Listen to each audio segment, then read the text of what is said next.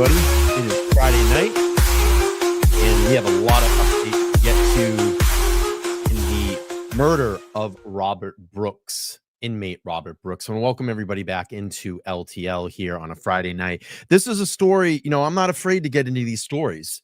These are stories I'm actually more appalled that this didn't go more national and get the national attention that it deserves, that it absolutely deserves. And I'm not afraid to get into these stories and talk about them. They should be talked about. This is a very, very, very, very important case that needed to be talked about. And I've only seen a few online talk about it. Duty Ron has done an amazing job talking about this case. Sean from Long Island Audit talked about it. Actually went up and confronted a bunch of the guards up at Marcy Correctional Facility. But I've been following this since almost day one, since this happened. And this is an extremely important case. And we're in day 5 in this trial right now. We'll get some updates. We're going to show the opening statements from the prosecution, and we will see the opening statements from the defense as well, too. But welcome in, everybody. It's Friday. We're hanging out here. I hope people find extreme value in this stream. And I'm going to take everybody back to the beginning of the body cam footage that these 9 correctional officers thought 4 of them triggered. 4 of the body cam triggered. And thank God they did, because this showed the absolutely disgusting beating, murder. I don't even have the words for it of what we're going to watch here today, but it is very important that people see this to give context to what is going on in this case if you haven't been following it. And we will get caught up with everything. I'm going to be transparent with everybody tonight. I don't have my glasses, so it's going to be hard for me to read again. Night 2 without glasses, but we're going to try to get through it here. Hang on one second. Okay, so yes, day 5.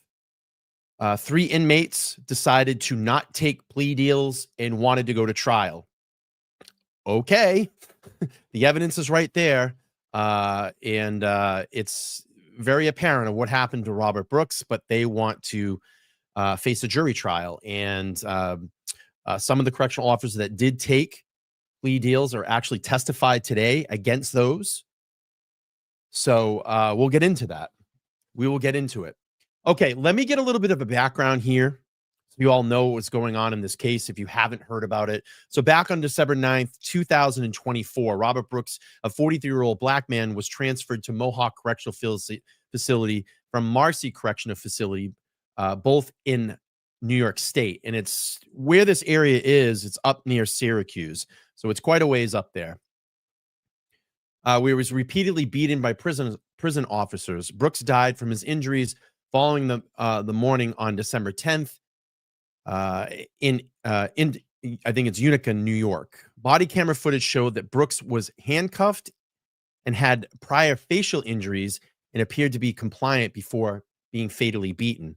Brooks died due to compression of the neck and multiple blunt force injuries. After an internal review, Governor of State of New York Kathy Hochul directed the New York State Department of Corrections and Community Supervision to fire the 13 officers and a prison nurse involved in the incident. On February 20th, 2025, murder, gang assault, manslaughter, and tampering with evidence charges were brought against 6 officers. 7 employees, including 4 sergeants and 2 nurses, were suspended, and others faced varying charges, including manslaughter and evidence.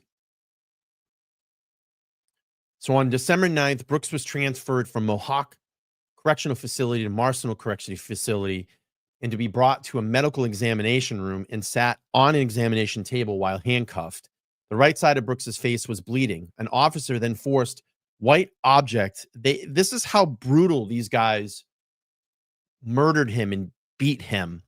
They took Clorox wipes and stuffed it into his mouth and stomped on his genitals, and then held him up in the corner of the room by his neck until he basically succumbed from his injuries and the torture.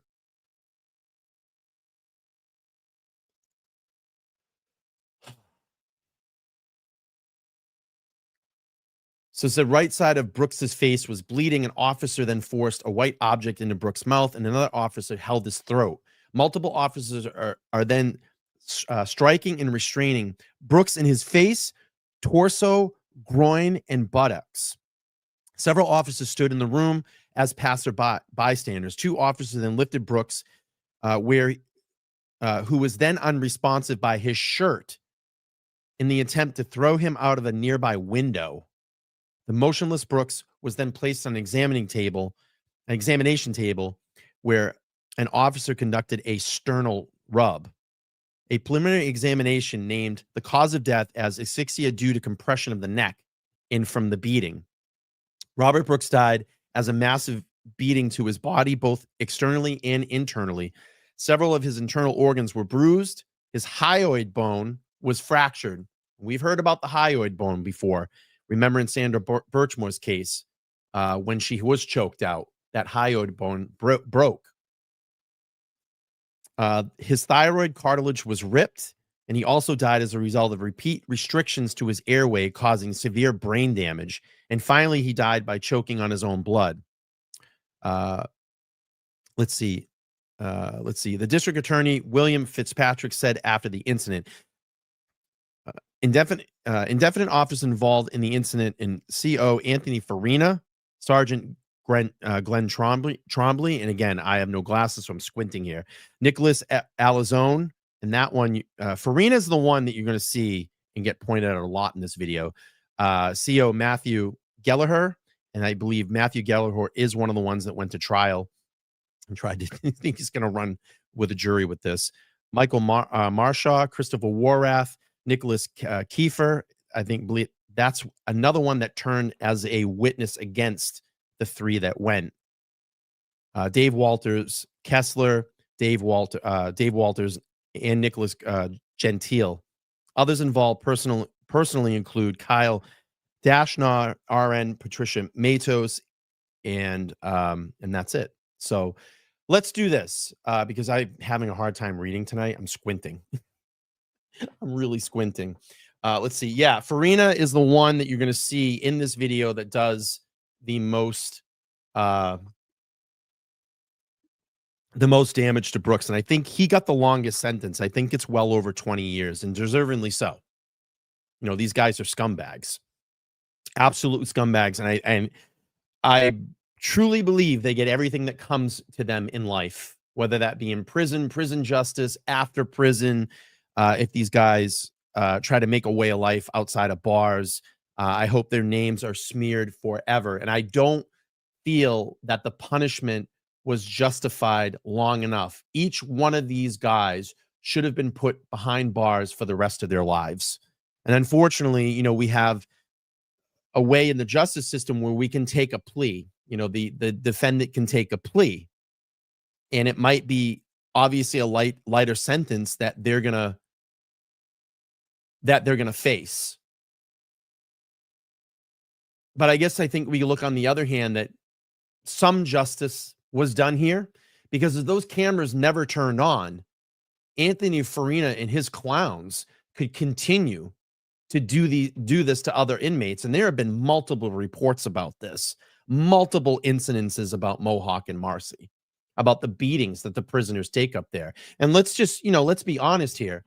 Robert Brooks was in prison for 12 years for attempted murder on his then girlfriend or ex-girlfriend. And let's just face it. Robert Brooks was no angel, but Robert Brooks did not deserve to die this way. No one deserves to die the way that Robert Brooks died. It's not enough. It's not enough punishment. It's not enough. All right, let's get caught up. So day 5, Brooks murder trial. CO describes anger and frustration in attack on Marcy inmate. So we're going to read through this. We'll get you caught up to present day. And then I want to take you back to what started all this. And then we will hear the opening statement from the prosecution and the opening statement from the defendant's attorney. So we have before anyone was charged in the beating death of Marcy prison inmate Robert L. Brooks, at least 2 correctional officers who were involved in the attack pled deals with the special prosecutor's office and agreed to testify against their co-workers at trial. The first of those is Robert Kessler, that took the stand today on Friday and told the jury he himself was acting out of anger and frustration when he struck Brooks. But that doesn't give you the right, sir, to murder someone. It doesn't give you the right to strike and kill someone. Sorry, we all get angry and we all get frustrated in life. If you get angry and frustrated in life, you go to the gym, you work it out. If you get angry and frustrated in life, you go to your supervisor and you vent. If you get angry and frustrated in life, you go to a boxing gym and you hit a punching bag. You don't do this to a human being. Robert Brooks did not deserve this. That is not the way that you take out your anger and frustration. Kessler was grilled by the 3 defense attorneys about the specific roles that the defendants, Nicholas Kiefer, Dave Kingsley, and Matthew Gallagher, played in the various attacks on Brooks, and whether they or not they struck Brooks. All 3 were former Marcy correctional officers charged with murder and manslaughter. Quote, I wasn't in the room either, and I knew I wasn't, and I should have intervened, Kessler admitted on the stand. At some point after the trial, Kessler will return to court and plead guilty to second-degree gang assault, for which he would be sentenced to 5 to 7 years in a state prison, according to his plea deal and testimony. The second officer to take the stand as a plea deal to testify is Sergeant Glenn Trombley, former sergeant. He's expected to take the stand and testify on Tuesday. Let's see. We already heard about, actually, no, let's read this. First attack. When Brooks was first brought to Marcy Prison shortly after 9 p.m. on December 9, 2024, Kessler said he joined the defendant Kiefer and 2 other COs, Christopher Warrath and Nicholas Alazone, to bring Brooks into the facility. He said that Brooks at first refused to get out of the transport van from Mohawk Prison, and the Mohawk COs called Brooks an asshole. Once out of the van, Kessler told the jury Brooks was not following orders about carrying his own bags and put his hands deep in his pockets, and Kessler said he was trying to establish a rapport and work with him. Kessler said he didn't see any threat from Brooks. That's huge. Officer Warrath rushed past me and assaulted me, shoved me up against the wall, and put him in a front headlock, Kessler described, noting the shocking and sudden attack from Warrath. I rushed to Mr. Brooks out of frustration. I gave him several perennial strikes, referring to hitting his nerve in his thigh. Kessler said, adding to his frustration with the nonsense from Brooks, everyone just kept in it and put their hands on Mr. Brooks in one shape, form, or another, including Kessler, he told the jury. The attack lasted perhaps 5 to 7 seconds, Kessler said, before someone yelled, "That's enough," and they stopped. And he said that Mohawk transport officer did not get involved in the attack. And then Kiefer told the Mohawk CO, "Get out, you didn't see anything." The second attack. After the admin building, Kessler testified that he and Alazone held Brooks by his arms and escorted him to the outside walkway towards the infirmary. He said that Brooks was struggling slightly to keep up, and he ordered Brooks to keep pace. He said that he heard Kiefer say, "Put him down," and they laid Brooks face down on the sidewalk. Quote, I heard Kiefer say, "I got to spray him," Kessler told the jury. He said he did not know why Kiefer would spray Brooks because Brooks was not a threat and he's not causing any trouble. Officer Kiefer sprayed Mr. Brooks with CO pepper spray. This is terrible. Jesus Christ. Kessler said that if the spray hit Brooks directly in the eye, or if Brooks were affected, didn't know if Brooks was affected or not. After the spraying, Kessler and Kiefer called out for emergency response from other officers, and several more arrived, including Gallagher, Kingsley, Trombley, and Anthony Farina, among others. Kessler said he and Alazone continued to escort Brooks towards the medical building. Quote, I felt like Mr. Brooks was trying to pull away from me, so I struck him twice in the ribs. Kessler testified, adding that he did out of frustration and anger. And then he said he learned that Brooks wasn't pulling away, but that Kingsley had lifted Brooks up by his legs. They go on to the third attack. The officers brought Brooks in the infirmary, and Kessler said, and we're going to watch this video. There's no audio to it, but there's a wonderful YouTube channel, JB Nicholas, that's a freelance reporter up in that area that actually broke down all the body cam video. So we're going to go through it, and he does an amazing job breaking it all down so we can understand who the major players were and what they were involved with in this attack. So it says the officer brought Brooks into the infirmary, and Kessler said that he went to leave the room and he looked back inside. Quote, I observed Farina strike him in the chest multiple times, and then he was assaulted by everyone else in the room. Kessler told the jury, naming Warath, Farina, and Kingsley as the attackers. Kessler said that he could not see Brooks resisting or fighting back in any way. There's no way he could. He was fucking handcuffed.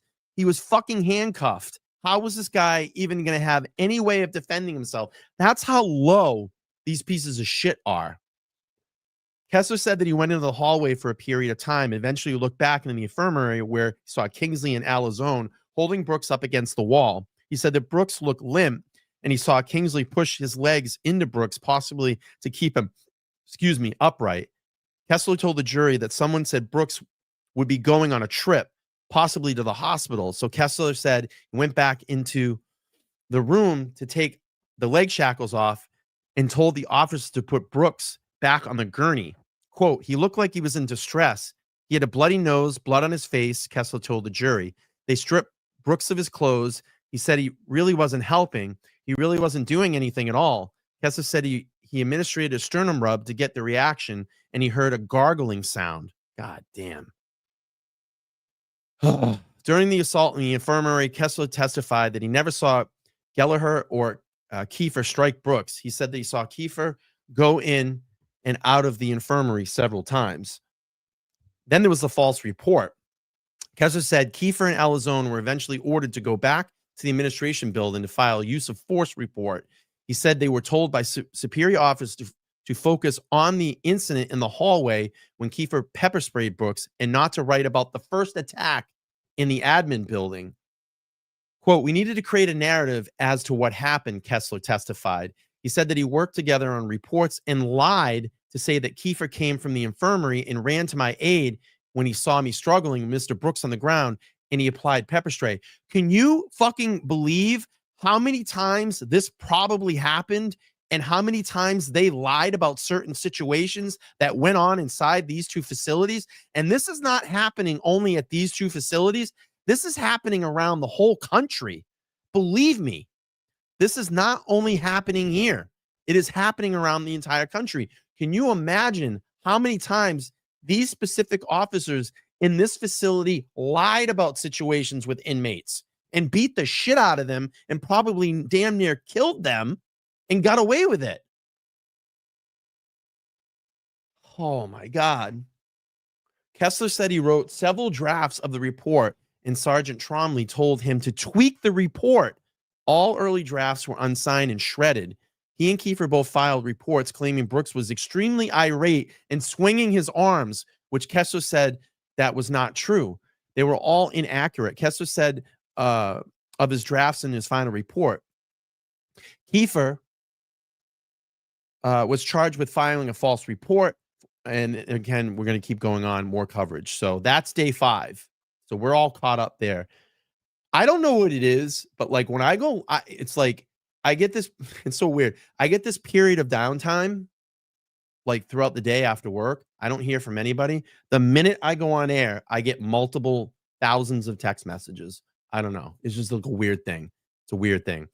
All right, let's go back to, let's actually look in the chat real quick because I probably missed some chat and we'll see where you guys are all at. Jen, thank you so much for becoming a new YouTube member. I thank you. I appreciate you supporting my channel and supporting this very important stream. This stream is so important, and I don't know why there are not more people talking about this. This is absolute corruption at its finest, and I don't even like to say at its finest because this is not a fine day as to what these correctional officers did to Robert Brooks, and it is not a fine day that Robert Brooks lost his life in this way. Again, Robert Brooks was sent to prison to do his time. 12 years. He was facing 12 years. He was there to do his time. and he did not deserve to die in this way. And thank God, whatever God there is, that four of these cameras tripped and turned on and revealed the truth as to what happened to Robert Brooks, because these guys would have got away with it. You saw they were falsifying reports. M, thank you so much for becoming a member and supporting the channel. I really do appreciate that. All right, let's see. Karen D says 85% of prison injuries are not reported. Every prison has a beatdown squad. Pluto says Brooks was choking and drowning in his own blood while they brutalized him. It's awful. Cameras should be mandatory, and they were. And that's the funny thing is these fuckers didn't think they were going to trip, and they did. And like I said, thank God they did. Let's see. Bruce says beatings happen all the time in prisons. Horrific. Maureen. Hello, Titan. Good to see you. I have some moderators in here. Lettuce is here. I have Mary is here. Thank you for being here. Lauren is here. Thank you for being here. I appreciate that. All right, let's get into the video and the breakdown. I want everybody to see this if you're not familiar with it, because you need to see. Read your text. Okay, hang on. Okay. Yeah, I got it. Okay, so let's go into this. All right, let me pull this up. And this, again, is from, I don't know why this should have a million. This literally should have 1 million views. There's 5,000 views on this. This should have 1 million views on this video.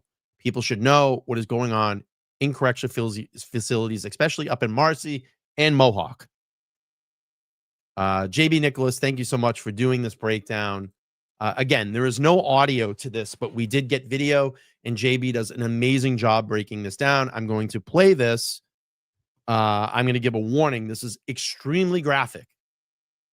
Extremely graphic. Melissa, that's all that I can find. And I've only been finding little snippets of what's been going on in articles. So that's all we have. I wish we saw all this other testimony, but unfortunately we don't. But I'm going to play the opening statements from the prosecution and the opening statements from the defense. But let's play this first. Everybody needs to watch this. Everybody needs to see it. We need to expose what happened, what went on, and this can never happen again. I don't want. All right, let's play through this. Corrections officers in New York killed inmate Robert Brooks on December 9th, 2024. 4 of them unknowingly recorded the killing with their body-worn cameras. They didn't activate the cameras, but they were powered on, which enabled video to be recovered.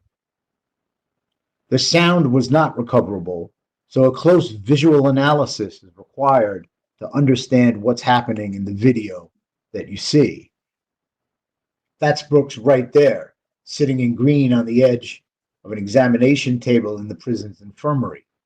Note the time in the upper right-hand corner of the video, which I've verified is accurate. It's 21:23 in military time. That's 9:23 p.m. Yeah, real quick, I just got a text from one of my employees. Hey, you forgot your glasses. I'm like, yeah, I'll get them tomorrow. All right, let's keep playing here. 20 minutes, Brooks will be dead. I'm JB Nicholas, criminal justice reporter for the Freelance News.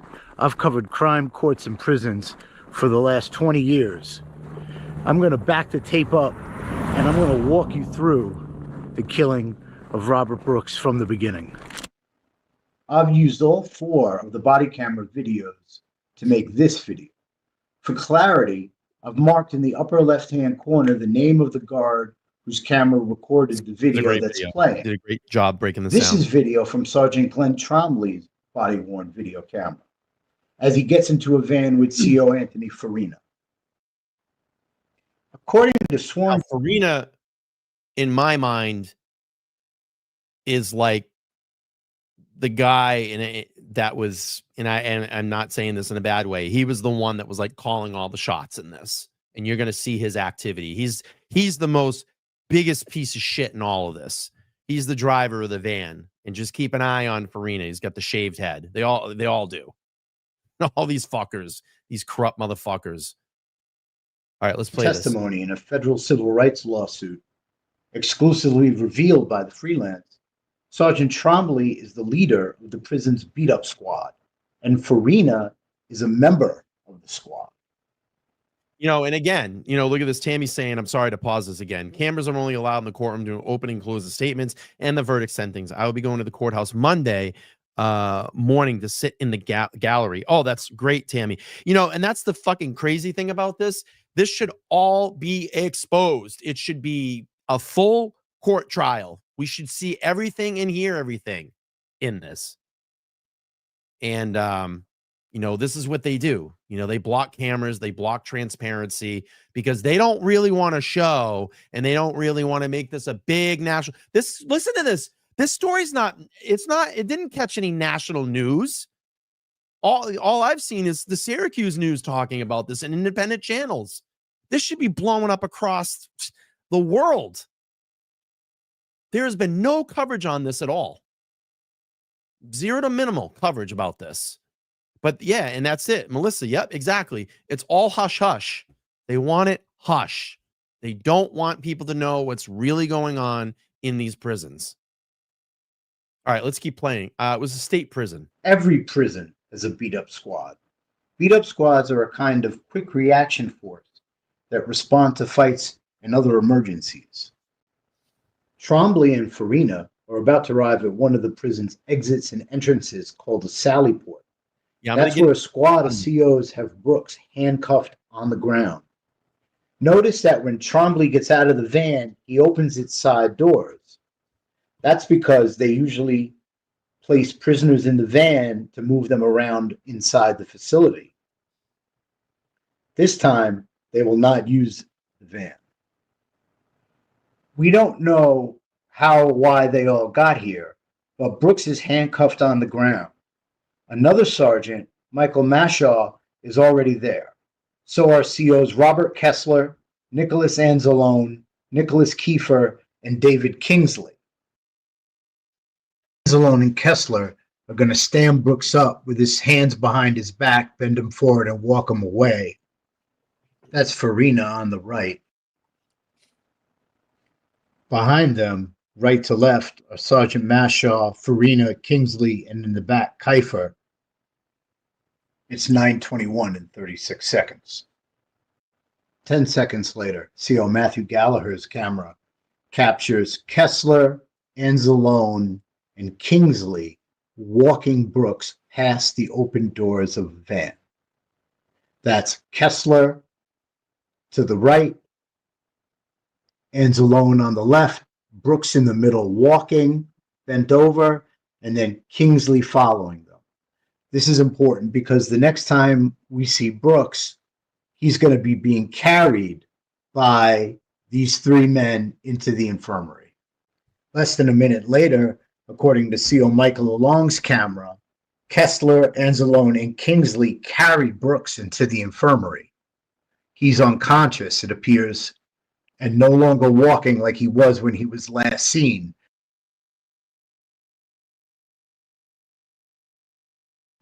CO David Walters, turning the corner right there, follows them up the hallway into the infirmary and tells nurses Kyle Dashnow and Abedi Medovic don't go in the room to treat Brooks. He turns them away.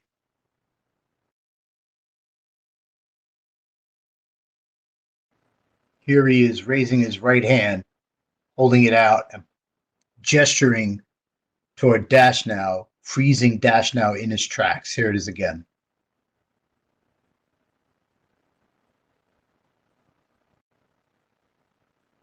Inside the room, Kingsley and Anzalone have Brooks pinned face down on the table, and it looks like Kingsley is trying to use the edge of the table to break Brooks' lower leg. 9:23:45, Sergeant Trombley arrives. There's Farina, Sergeant Mashaw. Brooks is conscious. There's Anzalone, Kessler, and Kingsley in the room. In walks CO Christopher Walrath, who has a lot to say to Brooks.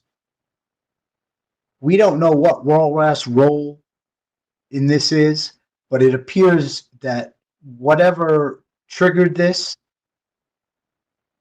Walrath was there when it started. Now, I want you to keep note right there between these two guys is Farina. And keep note.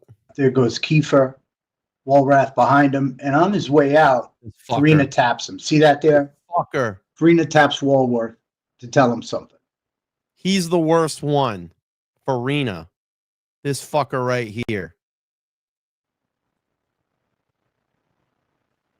Something like, hey, I got you. Walrath's out. Farina goes in, starts putting his gloves on, and Brooks has less than 18 minutes to live. It's 9:25. Farina is about to gag Brooks with a white rag. Anzalone has one of Brooks's boots in his hand, and it looks like he's hitting Brooks with it. Then Anzalone starts pounding away on Brooks. CO Gallagher is there watching. Here it is from the other side of the room with CO Matthew Gallagher's camera. There's Farina stuffing the rag in Brooks's mouth and then punching him repeatedly in the face. Now that's a Clorox wipe that they used. Those were Clorox wipes. Animals. Cockroaches. Human scum. I don't even want to call them human. Dogs. Scumbags. While Farina is punching Brooks in the face, Kingsley is pinning his neck to the table. Now he's lifting him up and choking him. Lifting him up by the neck, choking him and dropping him repeatedly back to the table. He does this 4 times.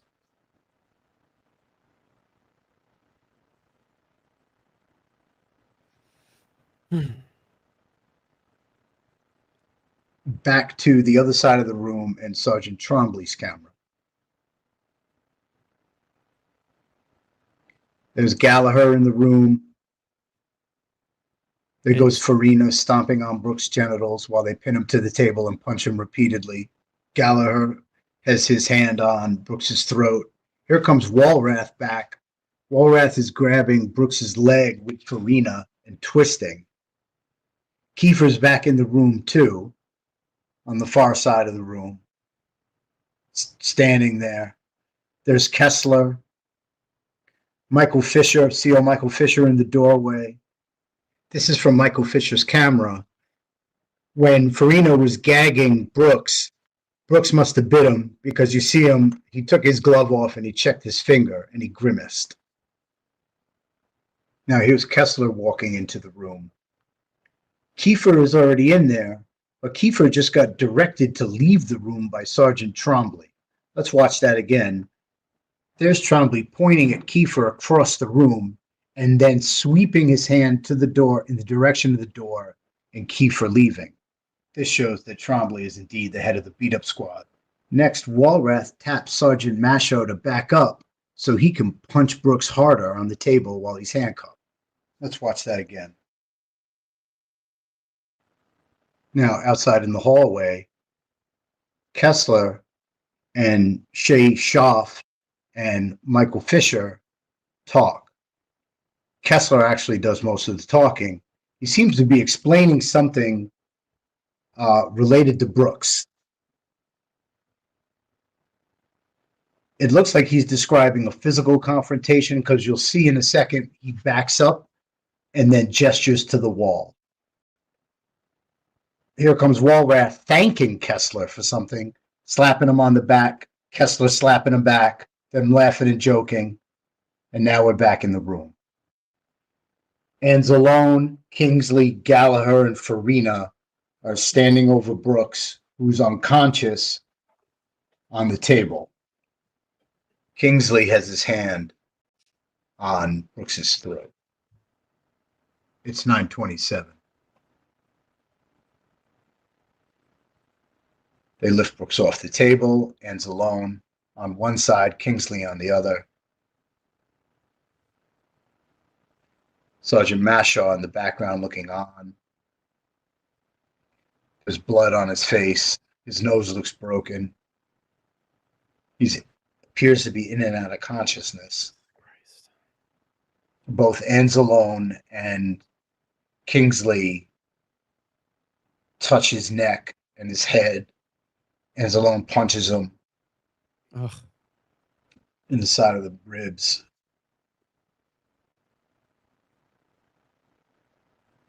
Kingsley keeps adjusting his grip to get a better grip on Brooks's neck. Trombley gestures, gives him an order to do something. Anzalone is going to put on gloves before he does it. They're going to take him and pin him against the wall in the far rear corner of the room. Against that window, there's a white window shade that's drawn down over it. Behind that shade is a window similar to the one on the left. It's a thick plexiglass window with a metal mesh cover, and there's a ledge there. There's a windowsill. You know what started this, Coffee? Nothing. Brooks had a dust up with a inmate in a neighboring facility in Mohawk, which is just up the road from Marcy, and they transferred him over to Marcy. That's all they were doing. And they started beating him during that transfer. He did nothing. He did nothing to deserve this. And they made up lies and they concocted a story. And can you imagine if these cameras never tripped and came on? They would have just lied and said that they got attacked, and it probably would have been justified. And they've probably done this hundreds of times before. All right, let's continue to hear. It's concrete. When they pick him up off the table, Brooks can't walk. So they carry him. He's a small guy compared to them. And they carry him over to the corner and they pin him up against the window ledge. While they're pinning Brooks to the window ledge, Sergeant Mashaw is not letting Nurse Medvedik into the room. That's Nurse Medvedik on the right, Sergeant Mashaw on the left. It looks like Medvedik wants to get into the room. He's got his gloves on. Mashaw's not having it. Sends Medvedik on its way. These are Brooks' last moments. There's Kessler, Anzalone, and Kingsley with Brooks pinned up against the wall. Now it's 9:31. The nurses are still outside the room. Kingsley, Anzalone, and Kessler are still in the corner with Brooks. Now Kessler seems to be applying pressure. Anzalone just lifted Brooks and threw him into the air twice. Jesus. Brooks seems completely limp like a rag doll. It's 9:32. They finally let the nurses into the room. Brooks is on the table unconscious. Gallagher is stripping his pants off. Anzalone, Kingsley are still there. Yes. Now it's 9:35. Anzalone is leaving.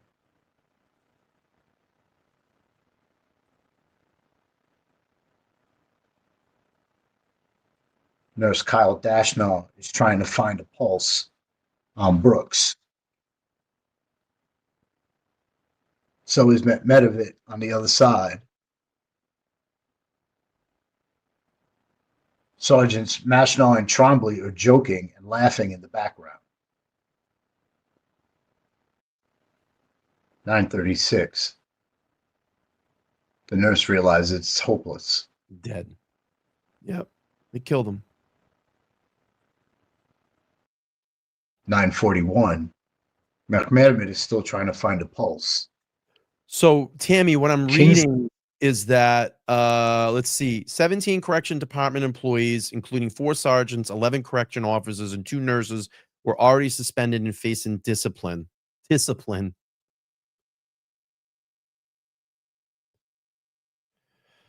Oh man. All right, let's finish here. Still has his hands on Brooks.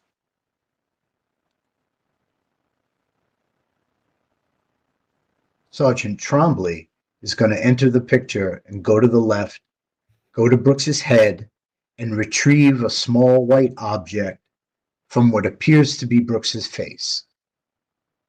Let's watch that again. It seems to me that could very well be a piece of the white rag that Farina used to gag Brooks. The nurse is pulling the portable defibrillator out of the wall. That's in that red package. He's going to hook the wires up to Brooks and see if it works, but it's not gonna. The Department of Corrections and Community Supervision said that Brooks died at Wynn Hospital in Utica on December 10th. That's more than 2 hours away from this moment, and it's only a 10-minute ambulance ride away.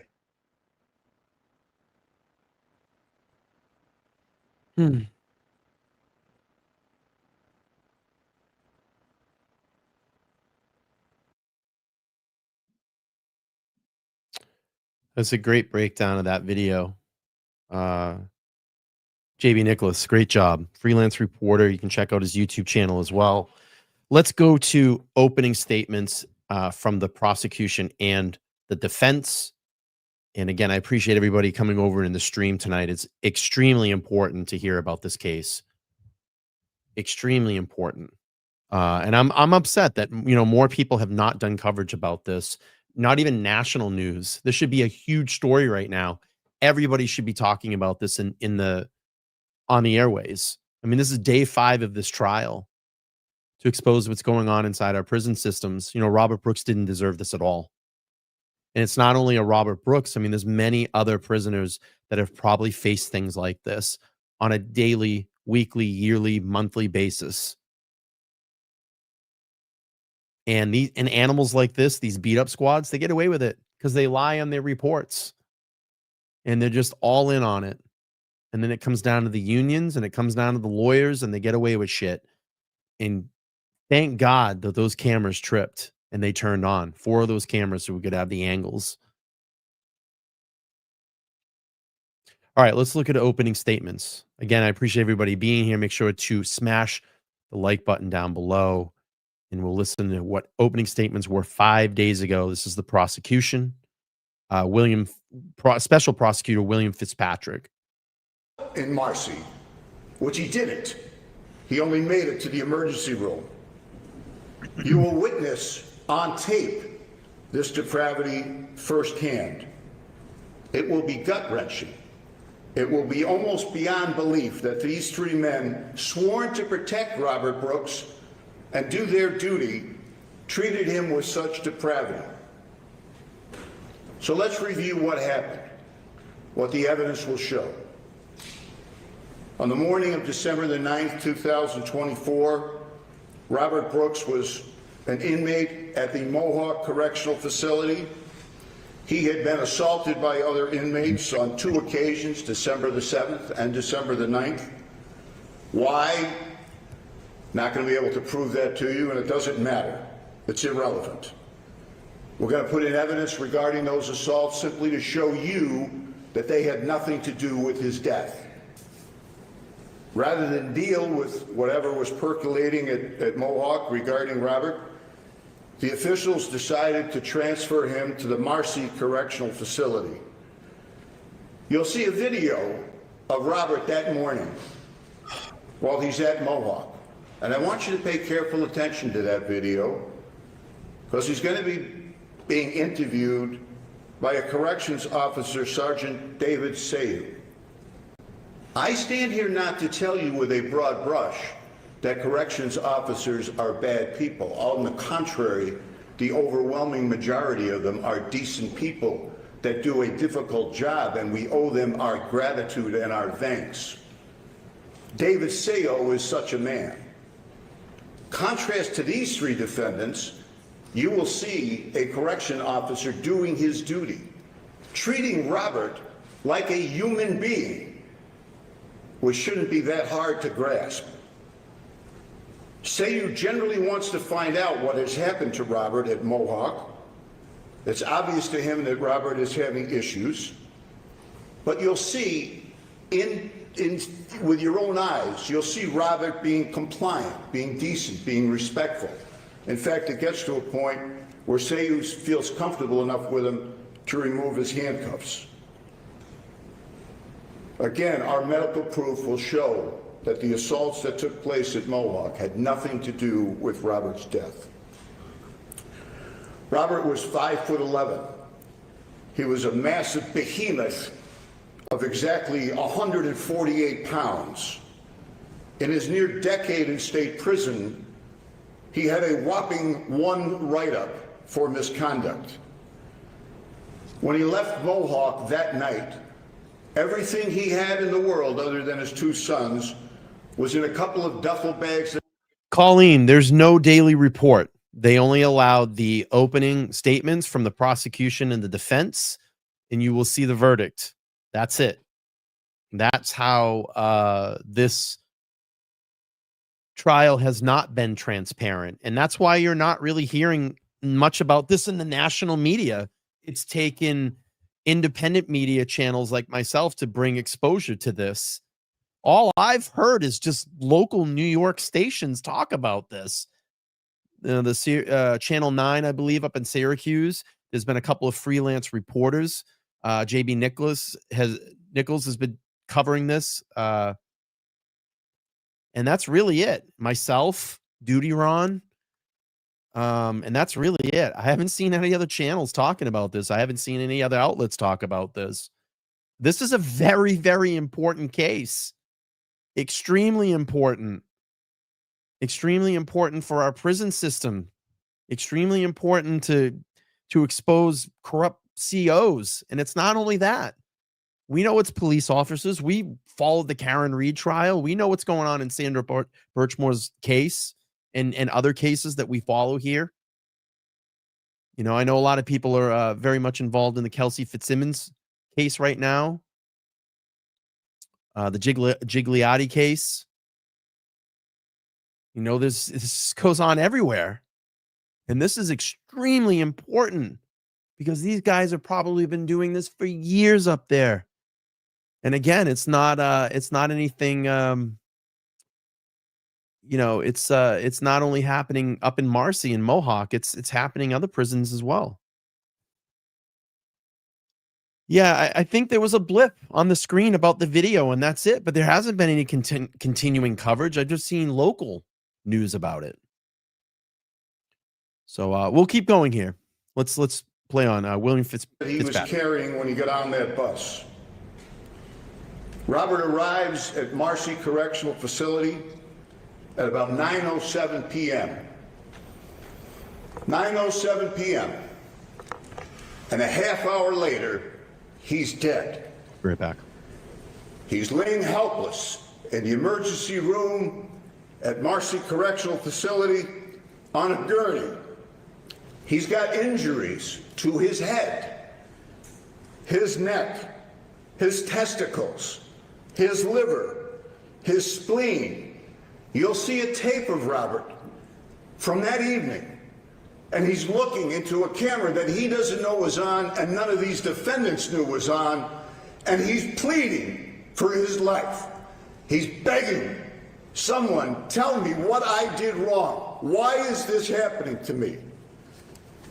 And he's also choking and drowning on his own blood. And these three defendants, each in their own way, the proof will show, were intimately involved with these acts. They no longer were corrections officers. They were a gang.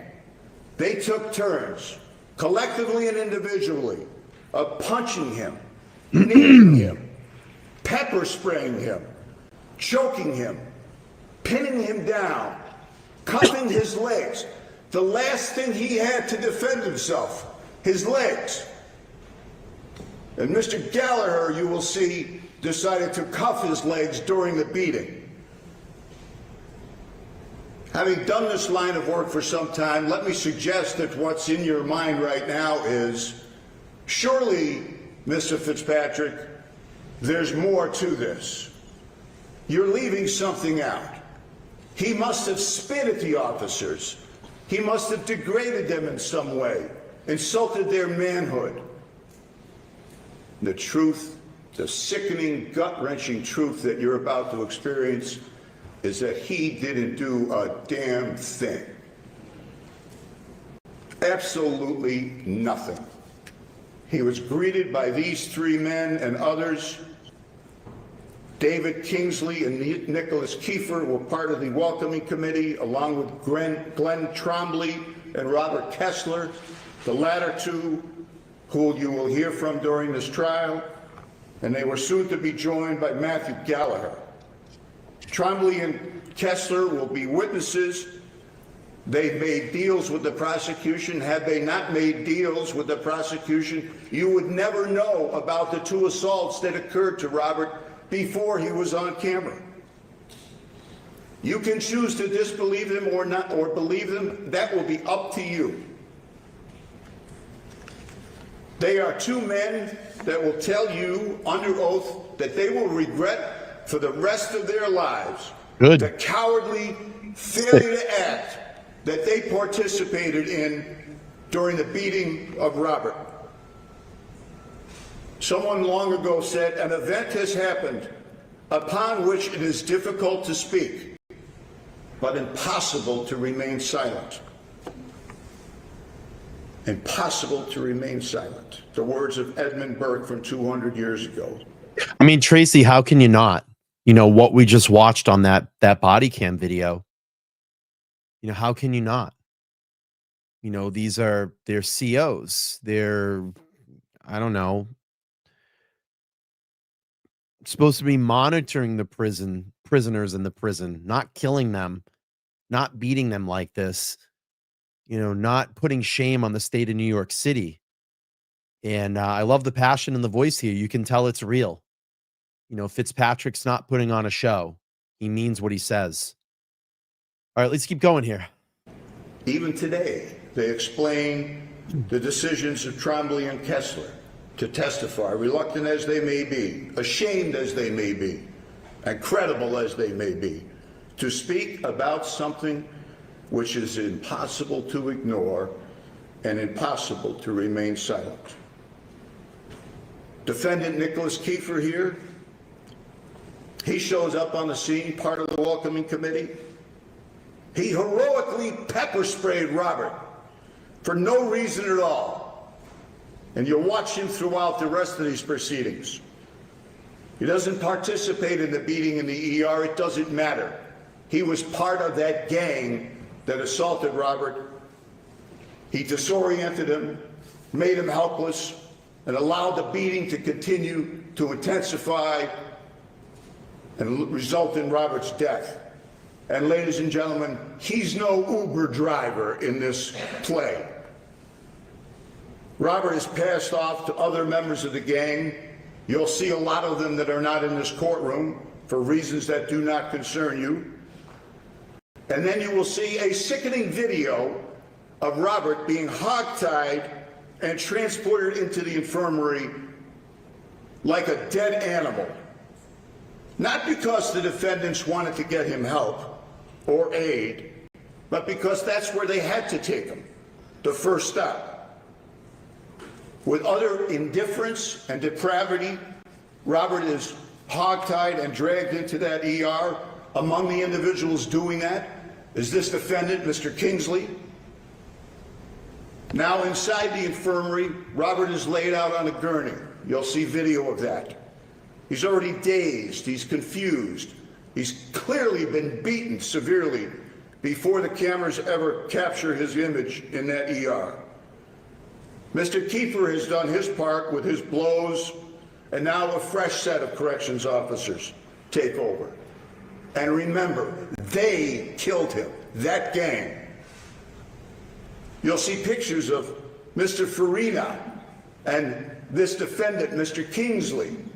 Mr. Kingsley with his arms and his hands around Robert's neck, treating him like a doll, while Mr. Farina tries to shove a rag down his throat. He's gagged, he's choked, he's punched, he's yanked by the neck, he's dragged off a gurney by Mr. Kingsley and one of his accomplices by the neck and taken over in the corner for God only knows what purpose. He has no means to defend himself because his hands are cuffed behind his back during this whole process. So what does Mr. Gallagher do? Does he return to the human race and say, enough, stop this now? No, he goes out to his car to get some leg irons. And now we're going to argue to you that he was just following orders to leg iron a man that is moments away from death. Wow. Shockingly, after Mr. Gallagher retrieves the leg irons, when you see his body-worn camera,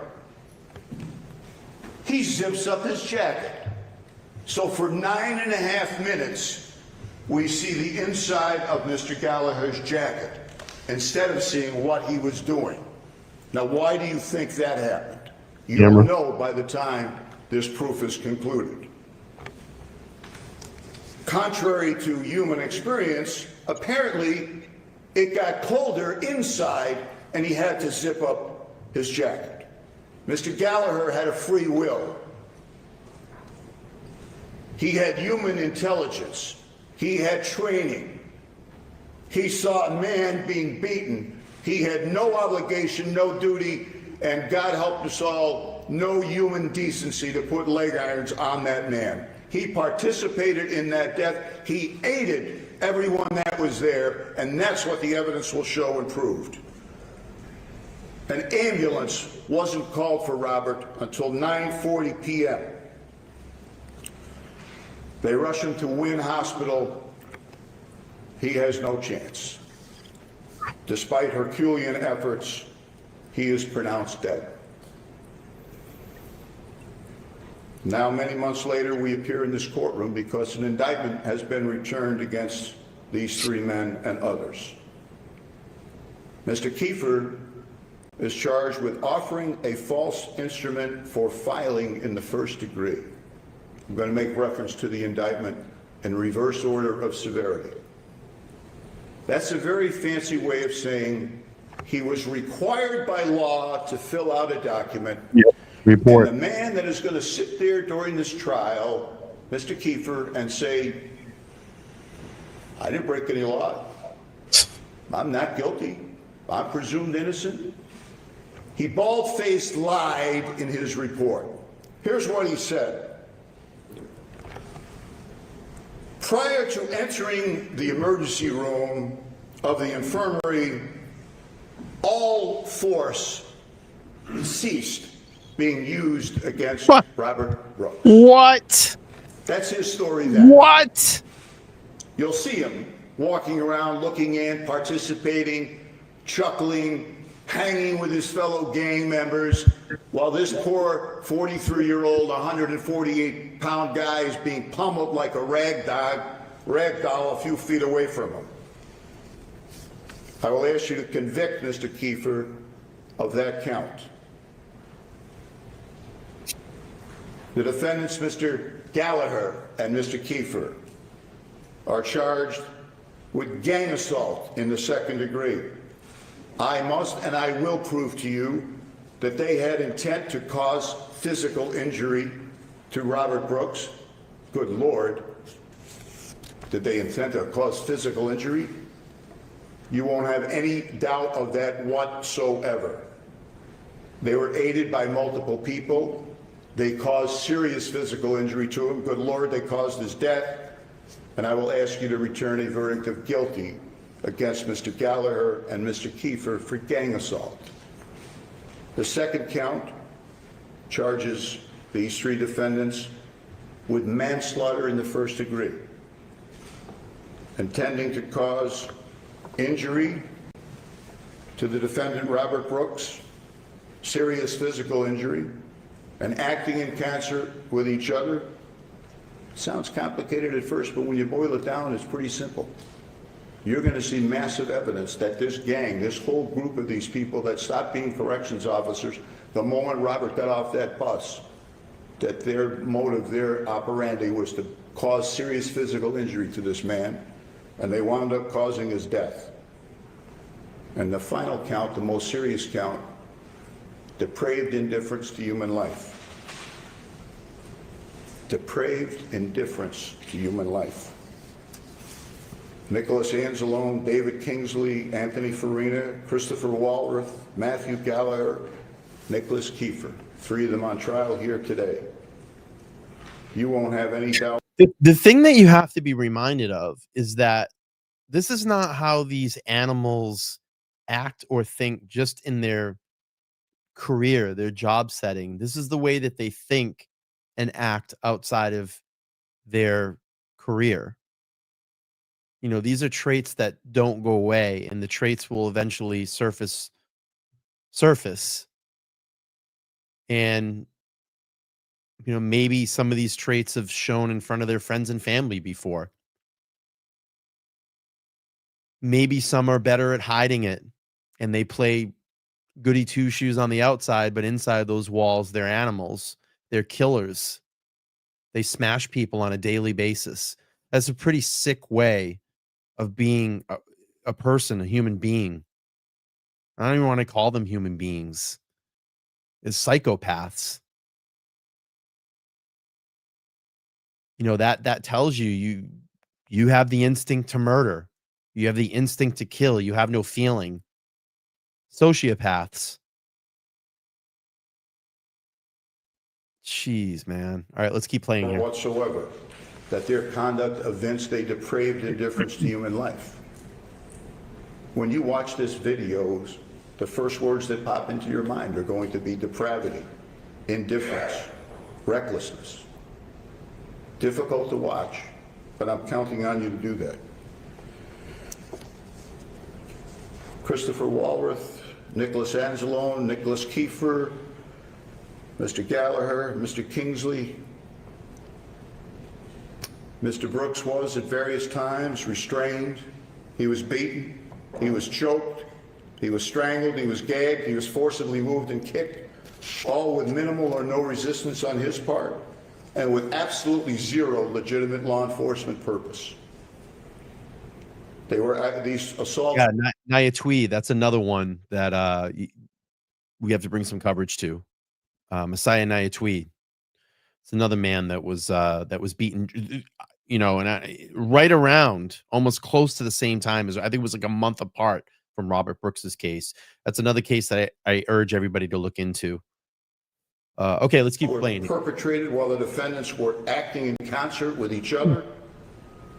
With depraved indifference, they did nothing to restrain each other, did nothing to stop the beatings, and failed to immediately order medical assistance.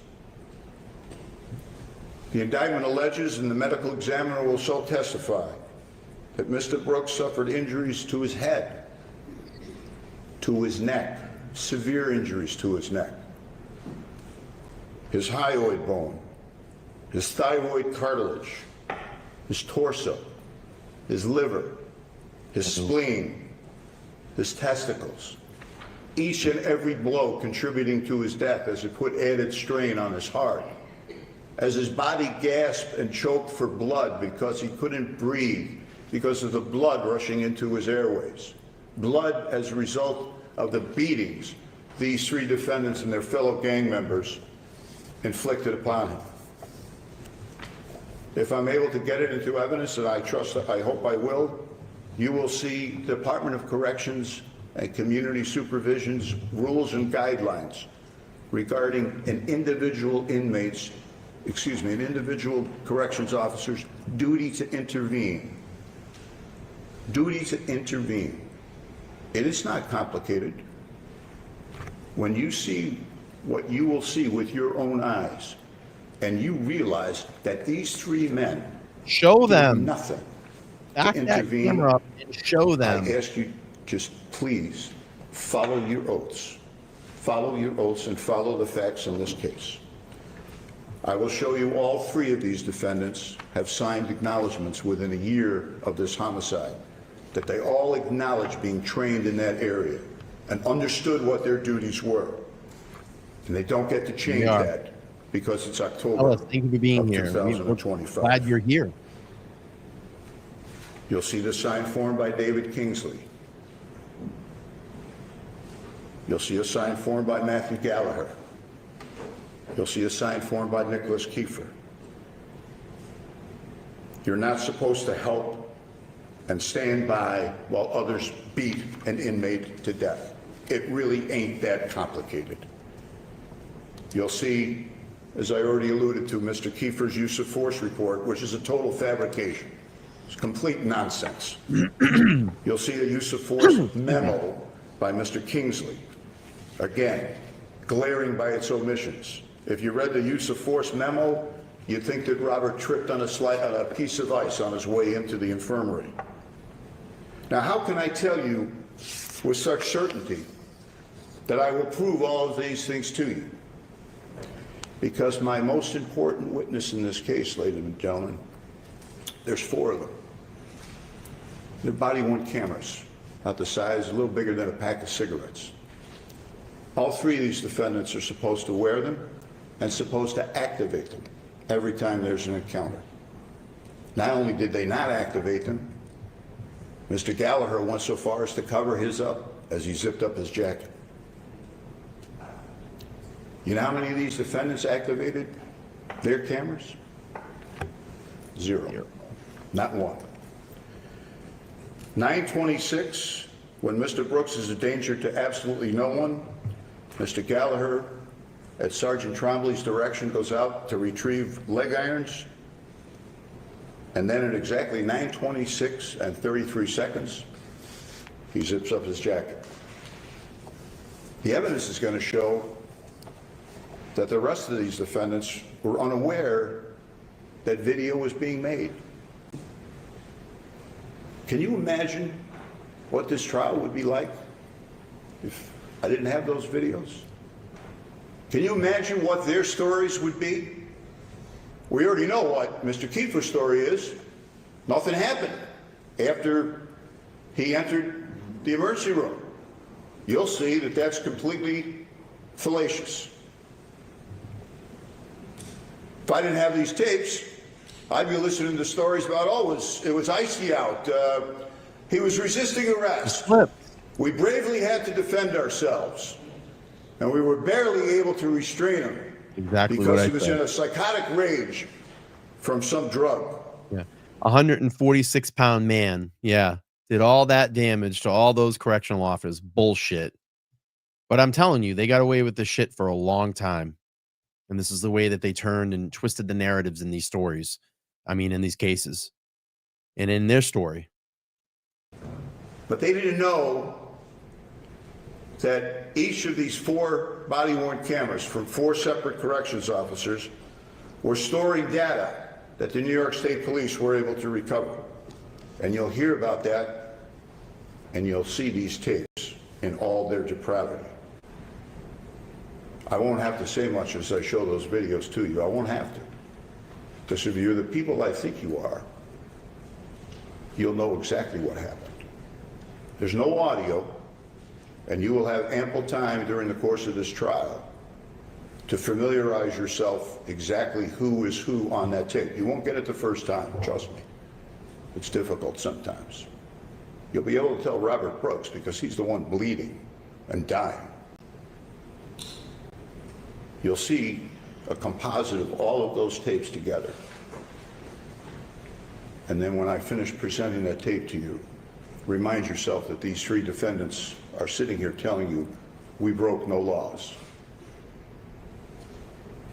You know, I go to Disney World a lot.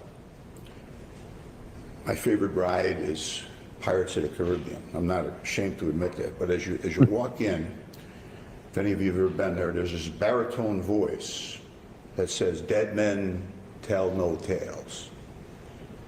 That's not true. Yep. It's Robert Brooks in death is going to tell you what caused his death. We're going to present to you Dr. Katya Merkulova, and she is going to describe to you in excruciating The autopsy. detail the injuries that Robert suffered, the number of injuries that he suffered, the lethality of the force used, how each one of these blows, as I mentioned earlier, put strain on his failing heart. She'll tell you that Robert had a synthetic drug in his system, and she will very, very clearly tell you how that had absolutely nothing to do with his death or with his conduct. In fact, the only thing it had to do with it is probably ameliorated some of the pain that he was suffering. Wow. These defendants took Robert's life, these three and others, with such callousness and such brutality that it will probably take. Yeah, I have most of the pleas on my channel. So if you're seeking out content more about this story, you can find it here on LTL. Just go to the front homepage, type in the search bar there, Robert Brooks, and it will pull all my videos up about Robert Brooks's case. So if you're looking for more, I think I have pretty much all the pleas out on my page. I've uploaded all of them. So you can follow this case basically from start to current day. It's just been, the wheels of justice turn slow. So, we're always waiting for a lot of the information to come out, but, finally we're at this trial and others have taken a plea deal. But yeah, search it out. It's on my page. No problem. And Tammy's been a great source. Tammy's been up there in the courtroom. She's been in a great, okay, let's keep playing. Close to an hour just to describe to you each and every wound that he suffered. Wounds to the right side of his head.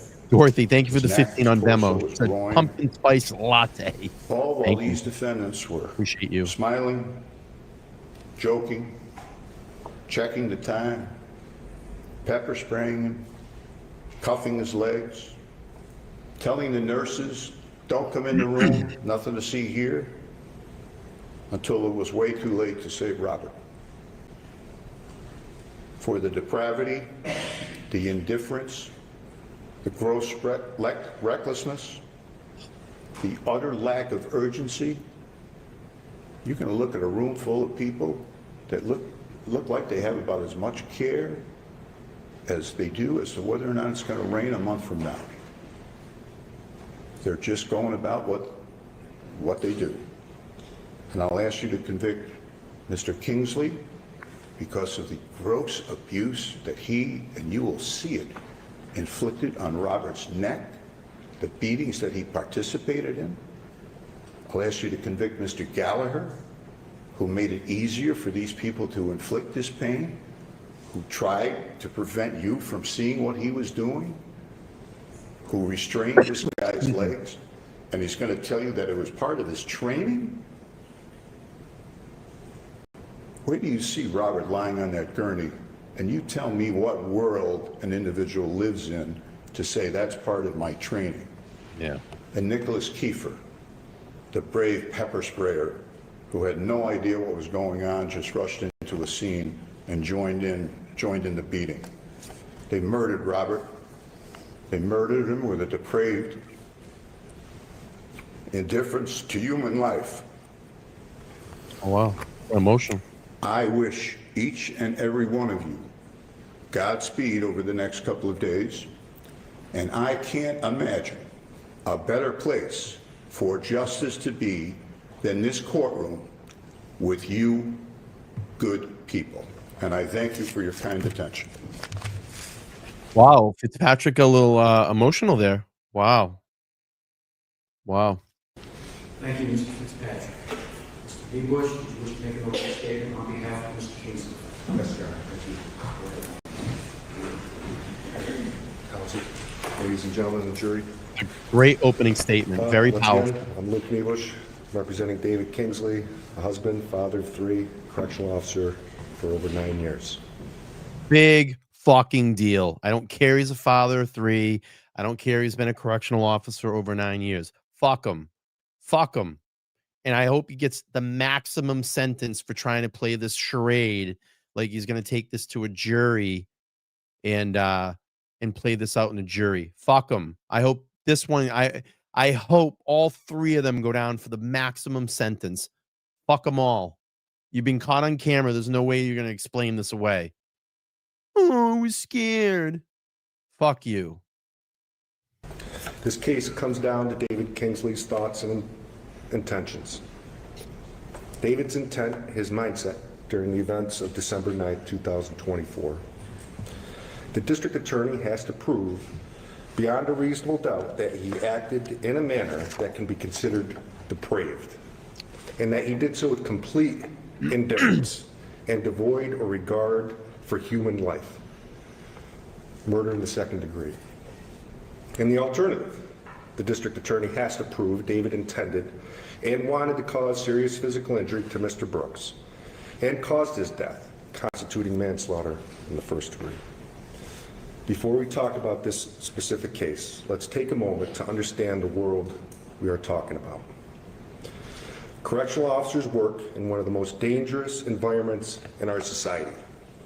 Every day, they step into a prison which runs rampant with drugs. They deal with men who are under the influence, who are often violent, unpredictable, and often intent on harming staff, other incarcerated individuals, or even themselves. Fights break out with little warning. Weapons are made from almost anything. Tension runs high, and officers are expected to act immediately when something happens. These are daily occurrences, and they don't get to pause, review video, or reflect. They are trained to respond quickly to control situations before they spread. Maintaining control and order in the facility is critical to the safety of the Department of Corrections personnel and the incarcerated individuals. That is the backdrop here. The law requires you to evaluate what happened in the context of that environment. Similar to doctors and nurses in emergency rooms or firefighters and their commanders on scene, they have to act with urgency, trusting the people behind them. You will hear that Robert Brooks was involved in fights with other incarcerated individuals at Mohawk Correctional Facility on December 7th and again on December 9th, 2024. It was at this time that Mr. Brooks sustained significant injuries, which led to the decision to separate the parties and transfer Mr. Brooks to Marcy Correctional Facility. When Mr. Brooks left Mohawk and the van pulled into Marcy, from the very beginning, he resisted instructions. He told officers what he wouldn't and wouldn't do. He ignored them and was not following lawful orders. Oh, so that gave them the right to, let's say, handcuff him, possibly leg shackle him, bring him into an infirmary room. We're going to choke him. We're going to beat him. We're going to stuff Clorox rags in his mouth. We're going to stomp him in his genitals. We're going to keep punching him in the side of his ribs. Oh, why not? We'll just take a shoe. We'll smash him in the ribs with a shoe. So this is justifiable now. This is what this defense attorney is going to try to justify here. Oh, and never mind the pepper spraying too, right? The pepper spraying. So that's all justified. Got it. Oh, and then by the way, taking him up to the back of the room at the very end, ragdolling him up in the air, holding him by his neck. I guess that's justifiable too. That's what this defense attorney is going to try to say to you. You got to be kidding me. This guy has no conscience either. Orders that may seem menial to you, somebody living outside those walls, but important in maintaining safety and control. That passive resistance continued through the administration building and into the vestibule area. After his leg shackles were removed, you will hear that there was an issue, and the officers brought Mr. Brooks outside where he was pepper sprayed. One officer on scene then pulled their pin, a red dot. An emergency was called, a signal that requires immediate backup because an officer may be in distress. You know, 9 guys on a A call where 148-pound all guy. officers who are available must respond. The officers that day responded because they are trained and ordered to do so. When a red dot is called, the responding officers have no idea what lies ahead of them or what they are getting themselves into. Even when a red dot is called off, those responding officers will always continue to the scene to make sure no further assistance is needed. And what followed was a series of chaotic events. Oh, we're gonna get the You will see case now. portions of this on video. You will see officers using physical force to move and restrain Mr. Brooks. You will see strikes, attempts to get him to comply, and decisions being made in the moment, not after careful reflection. Now, the district attorney will show you those clips and say, look, that's excessive, that's depraved, that's indifferent. But your job will be to evaluate whether what you see meets the legal standard of depraved indifference or intentional infliction of serious injury. Not whether it looked rough, not whether you would have done it differently. Because the lives you live are much different than the lives living behind those prison walls. Oh, that's what it is. And the officers live there as well. There's one particular moment you will see Officer Kingsley, my client. He is holding Mr. Brooks as other officers are around him. At times you'll see him trying to reposition Mr. Brooks on the gurney. And it appears that his hands are near and around Mr. Brooks' neck as he lifts him up. Let's be direct about that. Officers are not trained to lift people by the neck. It was not the proper technique. And yes, on video, it looks violent. Here's what the evidence. It looks violent. Oh, so how do we justify Anthony Farina kicking him in his genitals? Is that another thing that it just appeared to be violent on camera? They were trying to use that tactic to get him to comply. This guy's a fucking liar and a fucking animal too. Will show. It lasted only seconds.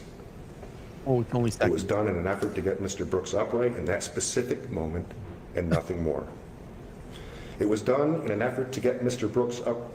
It was done in a chaotic scene, under orders to get him up, either direct or implied, with multiple people involved, including 2 sergeants who were in charge of all the correctional officers in that room. It was not done with the intent to injure. It was not done out of indifference to life. It was rough, an imperfect decision in the middle of a confusing and stressful situation. The law requires the prosecution to prove depraved indifference or intent to injure.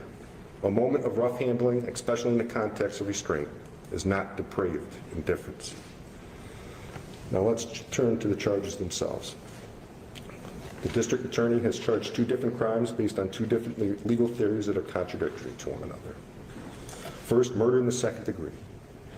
This crime requires proof of a mental state of depraved indifference, that David Kingsley acted so recklessly and showed no regard for Mr. Brooks and was indifferent to his life, that he did not care whether he lived or died. Yeah, that's the court reporter. She's typing. I know in Massachusetts, some I think some like to use the verbal, like we've seen in Karen Reed's case, and I think some type. So it's probably just maybe out of preference. Okay, let's keep going here.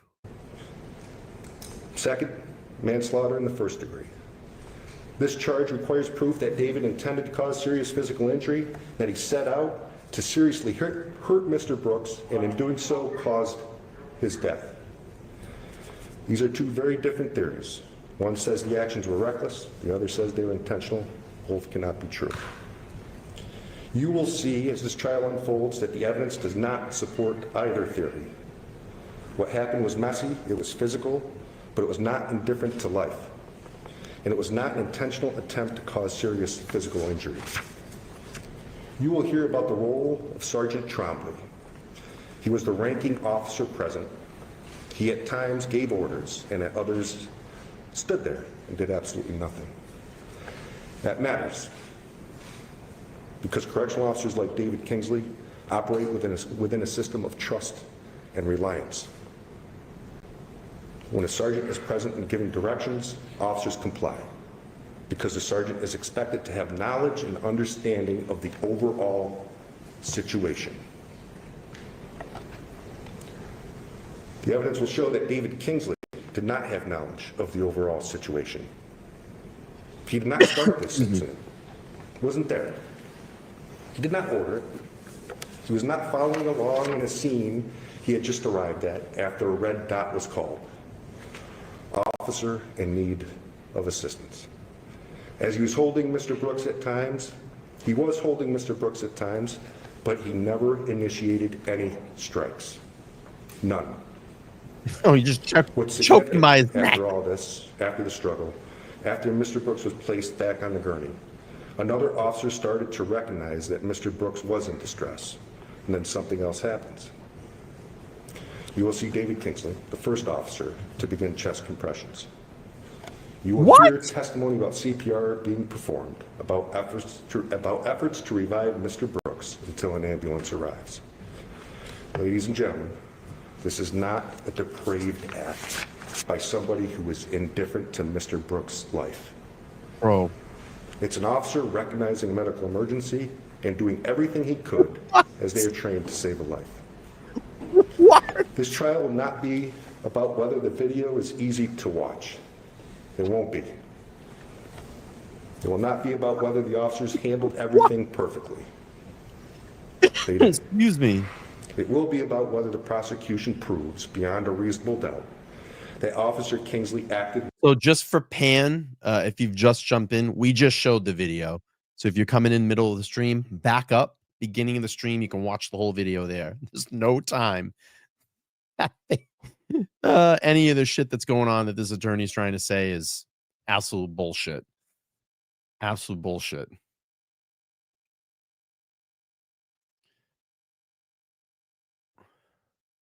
Yeah, Tammy, I did.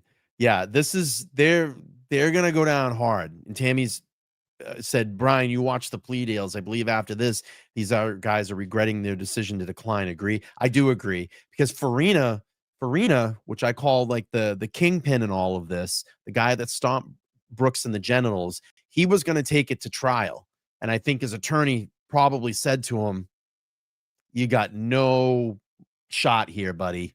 Just take the plea. You're going to be out in." I think he got what, 18 years. Tammy, did Farina, he got 18, right? 17 or 18 years. Correct me if I'm wrong. And he was the one that stuffed the Clark's wipes in Brooks's mouth. He stomped him in the genitals. He choked him. He was the worst one. Oh, he got 22. Okay. This is insane. All right, let's keep playing. Depraved indifference to human life, or with intent to cause serious physical injury. And when you look closely at the evidence, when you see the timeline, the orders, the chaos, the decisions being made in real time, you will see that burden has not been met. And at the end of this trial, the only verdict supported by the law and the evidence should be not guilty. Thank you. What? You got 22. Okay, thank you. I thought it was 18. We changed the order. Withdrawn. Honorado, do you wish to make an opening on behalf of Mr. Kiefer? I do, Your Honor. Thank you. All right, next attorney opening statement for Please the court. Kiefer. Ladies and gentlemen of the jury. My name is David Longaretta, and I'm here. Yeah, look with at their Attorney Mark faces. Curley. You don't think that face right there right now is starting to think, maybe I should have taken this plea deal and went away for 20 years. I hope these guys get the maximum fucking sentence from this judge the minute those verdicts come back, and they come back quick and they're guilty on all counts. Fuck them. And I hope these guys get every single thing they deserve in prison. Little prison justice. Because it does happen, and I'm telling you, people are going to be coming for these guys. And we might hear some not so good things about them in a couple of years or a couple of months once they get in the clink.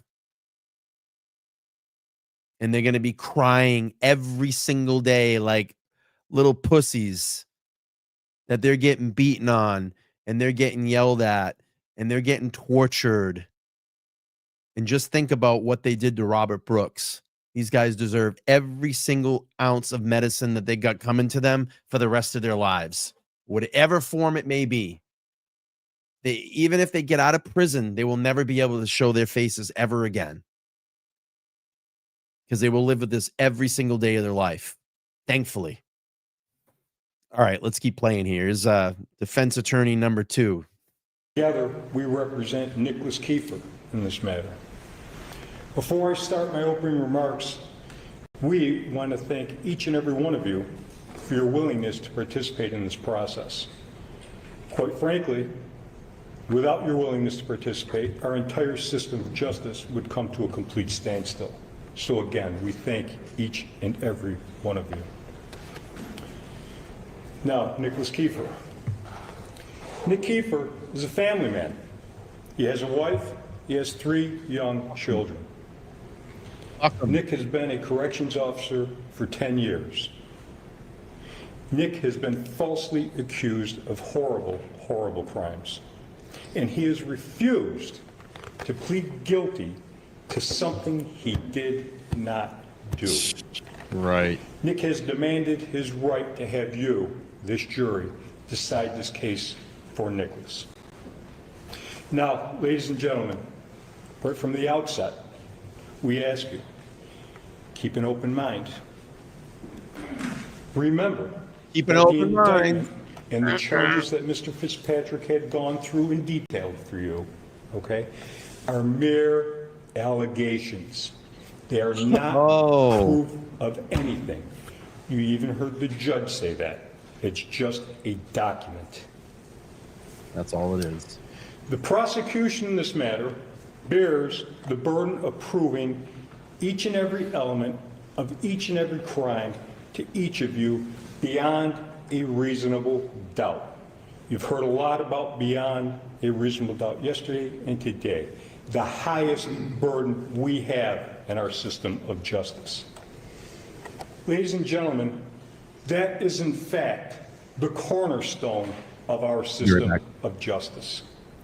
And it is your duty as jurors to hold the prosecution to this burden of proof on each and every element of each and every crime. Now, as you heard from Mr. Fitzpatrick, in this case you're going to have the benefit of videos. And the videos will show you, black and white, what happened at relevant times. We anticipate the prosecution will be putting in these videos into evidence for your consideration. Nicholas Kiefer plans on using these exact same videos to show you that Nicholas Kiefer is not guilty of these crimes. Now, as you see these videos, you're going to see numerous people in the videos. We ask you, when you watch these videos, and I'm presuming it may take you more than one view, when you see these videos, I ask you to pay very careful and close attention to see if you see Nicholas Kiefer in that video. Take note of Nick Kiefer's actions. Look and see if Mr. Kiefer is even there. Along with the videos, ladies and gentlemen, you're going to hear testimony and you're going to see a multitude of other exhibits. And as Mr. Fitzpatrick had alluded to, we anticipate that you're going to hear evidence of DOC's rules and regulations. We further anticipate, ladies and gentlemen, that you are going to hear about how these rules and regulations may have not been followed on December 9th, 2024. I ask you all, be very, very mindful. Nick is not on trial for violating any docks, rules, or regulations. Nick is on trial for very serious penal law violations. Now, as jurors, it is your prerogative. You can accept or you can reject any evidence that the court allows into evidence in your consideration. That includes testimony that may be offered to you or that is in fact offered to you. Now, ladies and gentlemen, as the court has indicated, as Mr. Fitzpatrick has indicated, there are 3 gentlemen on trial here. When each and every piece of evidence is submitted to you, I ask you to ask yourselves, is this piece of evidence relevant to Nicholas Kiefer? Yes. Is it relevant to David Kingsley? Or is it relevant to Mr. Gallagher? All the above. Is it relevant to maybe 1 or 2 of them and not the third? All the above. Or is it relevant to any of them at all? That will be your determination.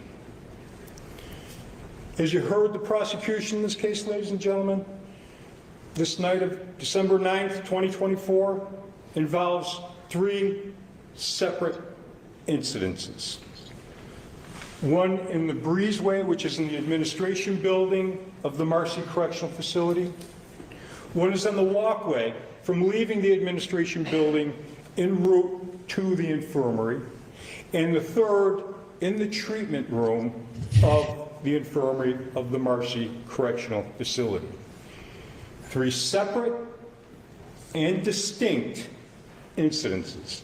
It is not one continuous incident. Now, Doesn't matter. ladies and gentlemen,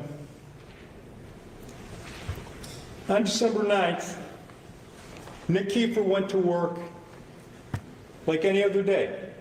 Oh. Here comes the sob story and the justification. Ready? Here it comes. He was mandated to work a double shift, 16 hours, as they often are in the Department of Corrections. Nick was due to return to his family later that night at 11 p.m. At approximately 9 p.m. on that day, Nick received a radio transmission saying, "We have an in-draft," which means we have an incoming incarcerated individual leaving one facility and now entering into the Marcy Correctional Facility. Nick went and responded to that call, which was Nick's obligation. That's his job. That's his duty. He followed it. Nick did not know who this in-drafting, incoming incarcerated individual was. He has never seen this individual prior.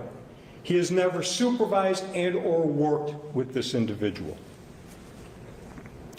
As Nick was going up to the administration building to meet this incoming and drafting incarcerated individual, he was met by 2 of his coworkers. Mr. Fitzpatrick gave you some names. You heard Mr. Kessler, you heard Mr. Angelo.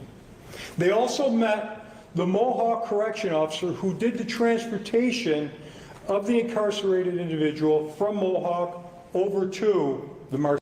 So Brooks was in jail on, I believe, a 12-year sentence for attempted murder, either on his current girlfriend or ex-girlfriend. Again, Brooks, by all means, is not a good guy. Committed some crimes.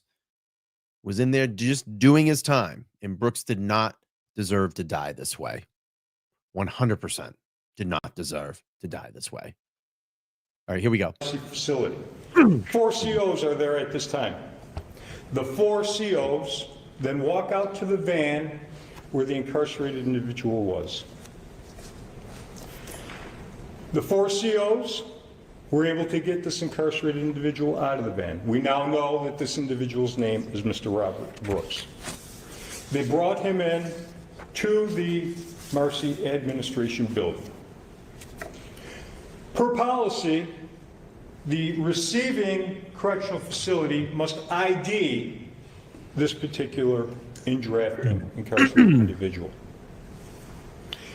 He was then brought into an area of the administration room which we call the breezeway. You're going to hear testimony, I believe you're going to see some diagrams of the administration building. And this is a small room, not a very big room, right before you would exit the administration building and go into the actual compound. You go through what's called a man trap. In this breezeway,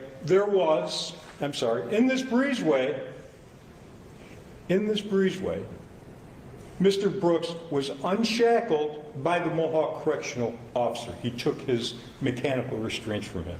Mr. Brooks is now unrestrained.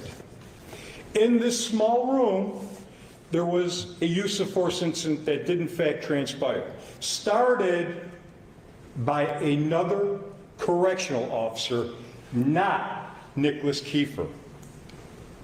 Okay, and Nicholas Kiefer, not knowing what just transpired, going back to his training, he immediately went to the assistance of his fellow employee. This entire breezeway incident, ladies and gentlemen, you're going to hear from a gentleman, Mr. Kessler. He said this whole incident lasted maybe 7 seconds. After this incident, oh, let's answer this right now. Okay.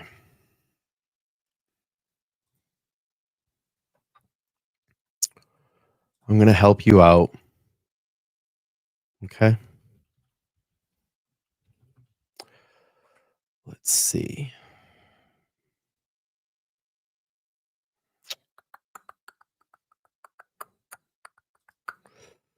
Let's help him out. So let's see. Let's go to live streams.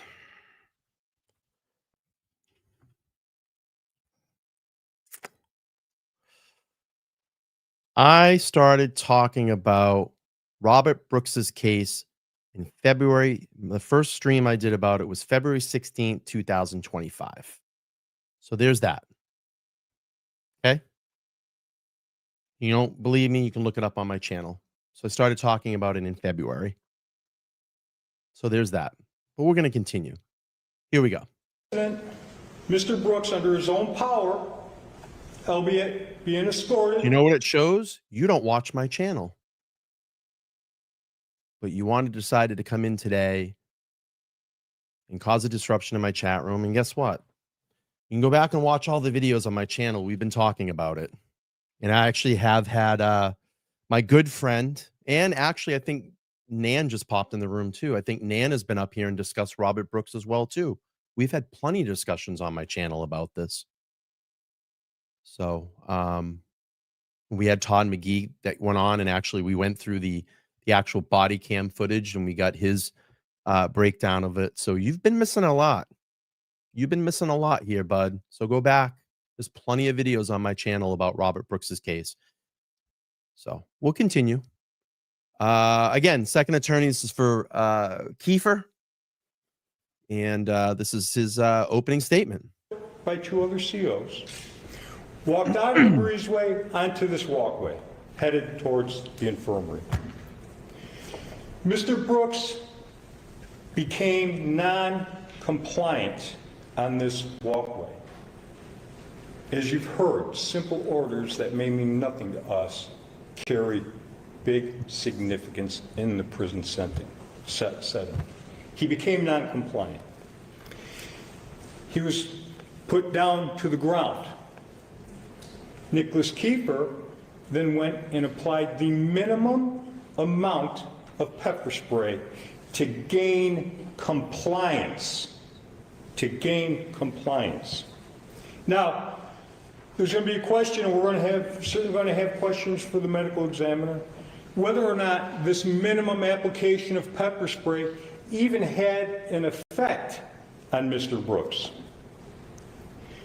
Mr. Brooks was then handcuffed, not by Mr. Kiefer, he was then handcuffed, and then he was escorted to the infirmary. Nicholas Kiefer. That's the thing, is that you'll understand about me. I will take on and talk about the unpopular cases. I will take these on and talk about it. This is a very important case. And I said that in the beginning of the stream. I'm not afraid to talk about this stuff. This should be national news. This should be world news. That's how big this should be. And again, I've only seen some small independent channels talking about it, some small independent press actually giving it some time. The local news up in Syracuse, New York, because this is very close to Syracuse. I think it's Channel 9, and a few others. There is no coverage or any conversation about this on any of the big crime channels or court TV. And this is important. People need to know about this because it's not only happening at Marcy and Mohawk. And I said this, about 45 minutes ago. It is happening throughout our prisons through America. And look at people. Listen, there's not a lot of great people that are inside prison, but there are a lot of people that have been incarcerated for things that they didn't do. And I'm not saying that Robert Brooks was an innocent guy. He was convicted of a crime, 12 years, with an incident with either, I think it was his ex or his girlfriend at the time. I think it was an attempted murder charge. But he was sent to Mohawk to do his time. And that's what he was doing there. And prison life is not easy. I don't know. I've never been in prison, but I've watched plenty of documentaries about it. And I'm sure it's not easy. And I'm sure there is fighting. And I'm sure that, you have a lot of incidences with other inmates. But that doesn't necessarily mean when Brooks is transferred over from Mohawk over to Marcy that he deserved what he got that night on December 9th. This should not have happened. And hopefully, this teaches prisons some lessons here in their training. Maybe we need more evaluations. Maybe we need more training. Maybe we need more mental health for correctional officers. I'm sure it's not an easy job. But, like I've always said, is that things like this, like even if you just want to compare it to Proctor, okay, that stuff that he did and said and all the way that he treated Karen Reed, that is inside. Now, whether you choose to let that beast come out is on your own doing. You may be able to find some counseling, some help to get, through that. I don't know. But usually when people have these murderous intentions or intentions like this, it's just in their nature. They will never change. And this is probably not the only incident that they've ever been involved with, inside the walls or outside the walls. So we'll keep playing on. I don't want to go into a big diatribe here, but let's listen. Did not touch Mr. Brooks for the remainder of this night. Let me say that again. Mr. Kiefer did not touch Mr. Yeah, I saw Brooks those videos, William. for the remainder of this evening. Mr. Brooks was in fact escorted to the treatment room. Now, Nicholas Kiefer did enter the treatment room on a few brief occasions. You're going to see this in the video. But on the few occasions, for the mere seconds that Mr. Kiefer was in that treatment room, there was no excessive force being applied to Mr. Brooks. In fact, ladies and gentlemen, you're going to hear testimony from one of the prosecution witnesses about how Nick Kiefer was ordered out of the treatment room. But didn't Nick Kiefer have every opportunity to step in and say, wait a minute, you shouldn't be doing this. Let's stop. We can stop this. Am I correct, chat? If he's one of those people in the room that are witnessing what's happening to Robert Brooks, doesn't he have the right to stand up and say, we need to stop? And if someone would have done that in that room, Robert Brooks probably would have been alive today. And that's why I don't believe one piece of garbage bullshit that this attorney's trying to spill over to this jury. And hopefully we have a lot of smart jurors that are on this jury that are sniffing the bullshit that's coming out of this guy's mouth right now and not to believe one single word of it. Diane, thank you so much for the 5. I appreciate the support. I appreciate everybody being here tonight and watching the stream. It is extremely important to watch this. She said, you do great reporting, Brian. Keep up the great work. Listen, I've always just say I'm a guy with a camera and a microphone, and I just think about this stuff. And, you know, I care, and I want to bring these stories to light and show it through my lens to all of you. And we're going to agree and we're going to disagree on things. And believe me, this space, being in this space, YouTube or X or Facebook, and being, you know, somewhat of I guess a public figure on these platforms, it's not easy. We take a lot of shit too. But I try to do my best, and I try to be an adult in a lot of the situations. When I was a young kid, I had a very hot temper, and I would have snapped back at a lot of the bullshit, but I just let a lot of it roll off my back now. And sometimes there's only so much you can take, and you have to fight back to show the public, like, I'm not just going to sit here and take a fucking beating all the time. Now, I have my receipts too.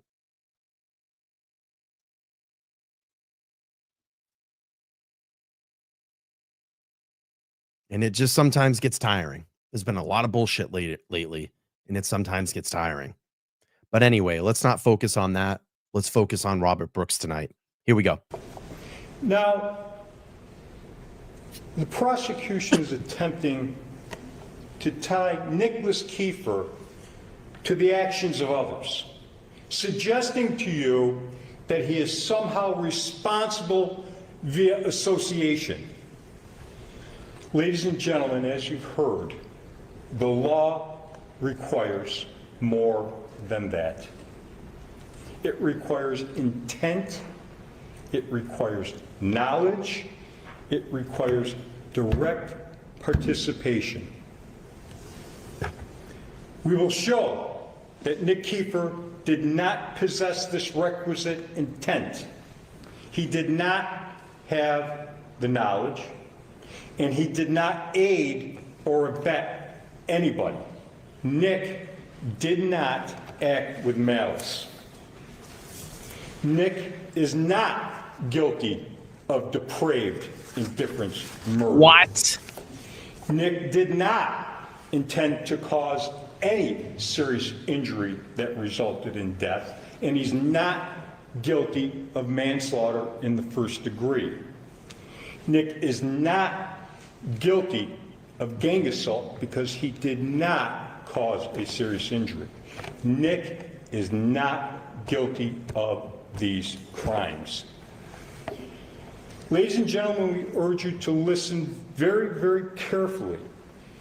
Consider the evidence that you, pursuant to your oath, that you deem is pertinent when deciding this matter for Mr. Kiefer.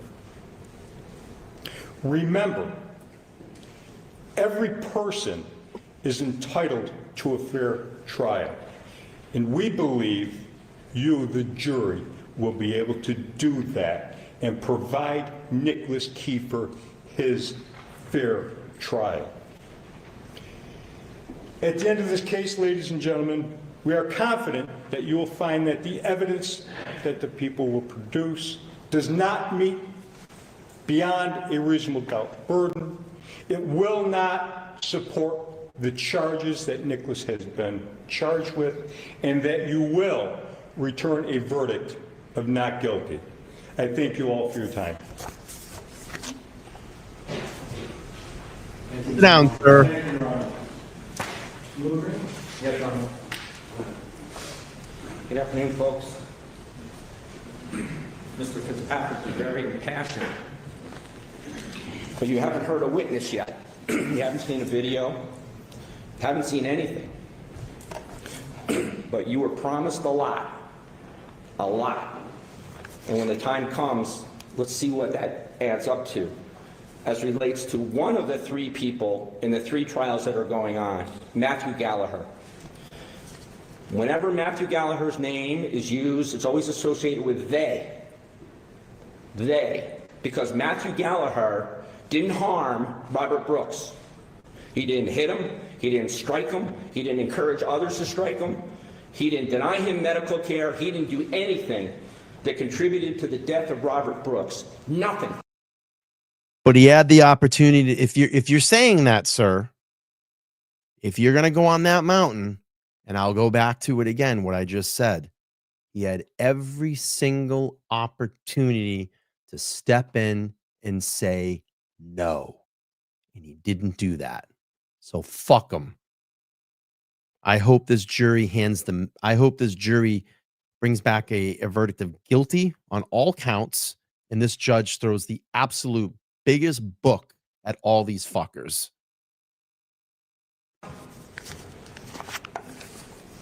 And I'm going to be specific, and I ask you your patience, because I'm going to go through the facts as you're going to hear them unfold.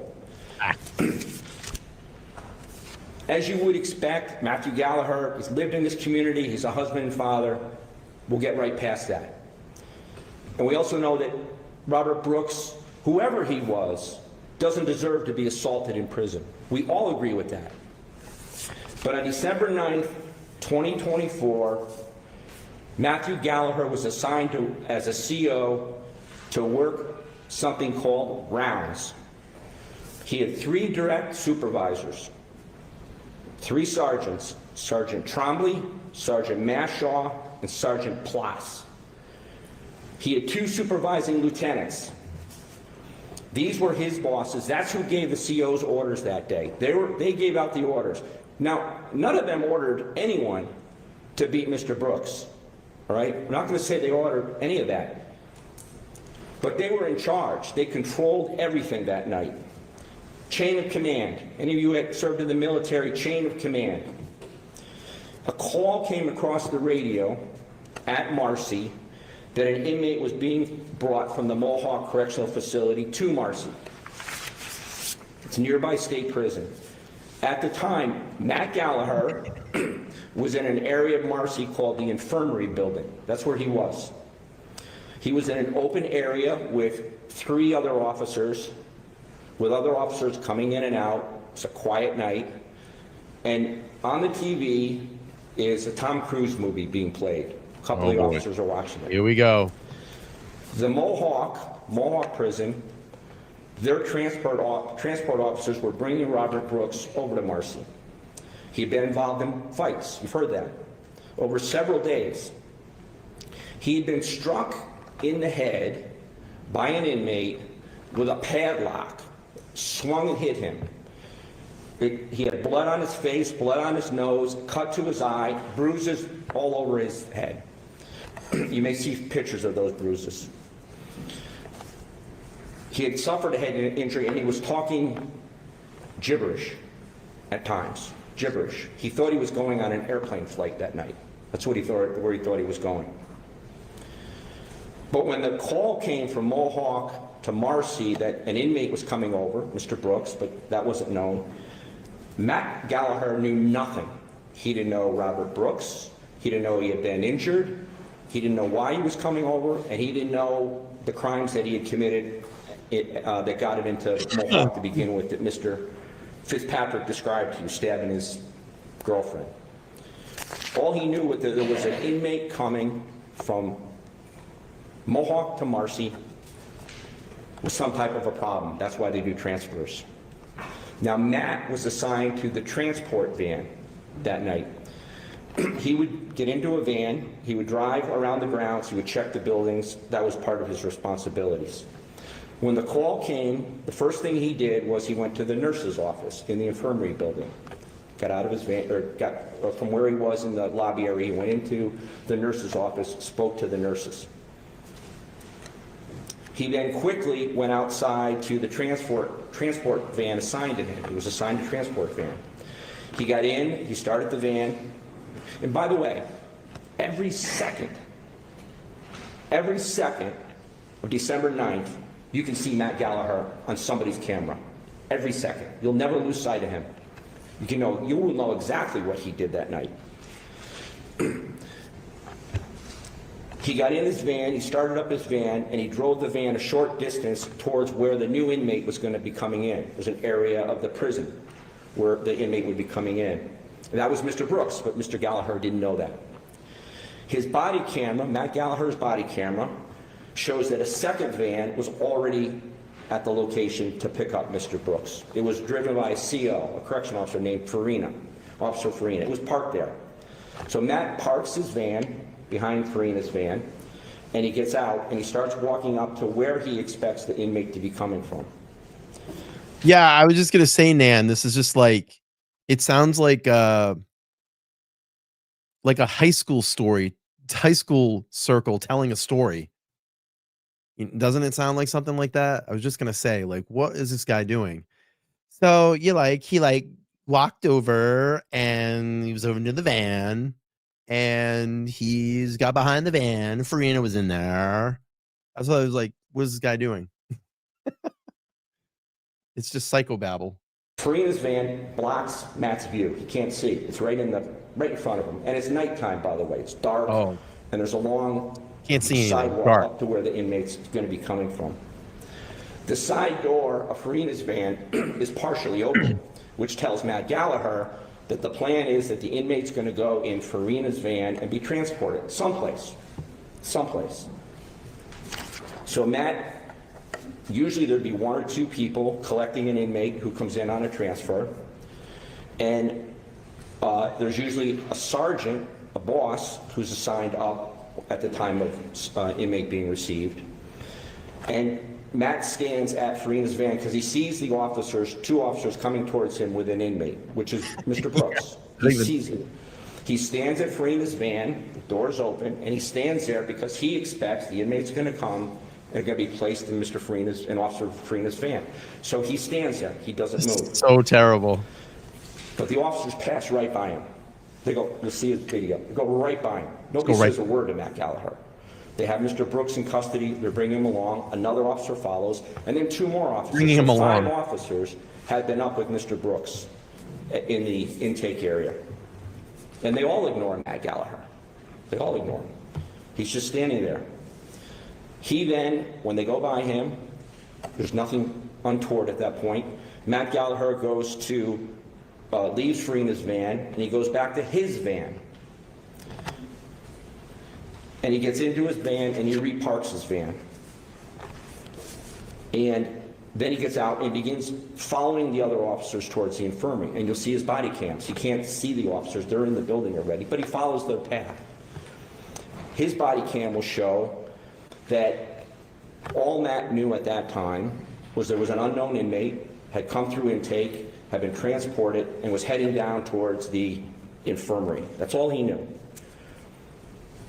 None of the officers seemed agitated, and none of them requested Matt Gallagher's assistance. None of them.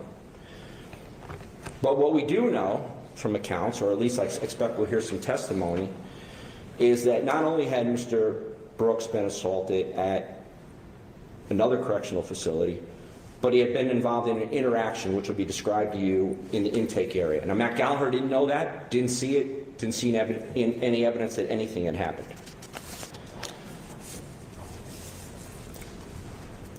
So Matt Gallagher goes down the hallway.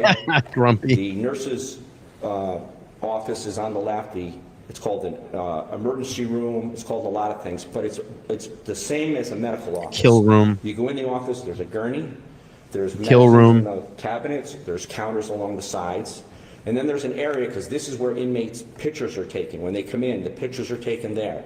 There's a mat where they stand, there's a white backdrop that they stand against, and photographs are taken of them at the time that they come. It's used for that as well. Matt doesn't go in the room. He doesn't need to go in the room. There's 4 or 5 officers in the room. There's 2 sergeants, 2 bosses in the room, 2. And they're all in, he doesn't know what they're doing. He's down the hallway, and he's really doing nothing. He's just standing there doing nothing. He's chit-chatting with a couple officers, because there's officers in the hallway as well. And he stands there for a period of time. He wasn't needed. There was no need to have Matt Gallagher at that point in time. There were normal reasons that Mr. Brooks would have been brought into that room. typical reasons, not because he'd been assaulted, but there's a lot of reasons that an inmate's brought there to document prior injuries from a prior facility so the new facility doesn't get blamed, to conduct a medical exam, because a medical exam is required when an inmate arrives. There's a lot of reasons he would be there. Nothing that would get Matt Gallagher thinking this is a problem. But while he's there, something's said in the room, in the nurse's room, the ER room, that drew his attention. So he walks down and he looks around the corner, and what does he see? He sees in the, and what one of the officers says they hear is, "Stop resisting, stop resisting." When Matt Gallagher turns the corner to look into that room, this is his vision. This is what he sees. In the corner is his boss, Sergeant Trombley. He's standing at a counter. He's got a piece of paper that he's writing on.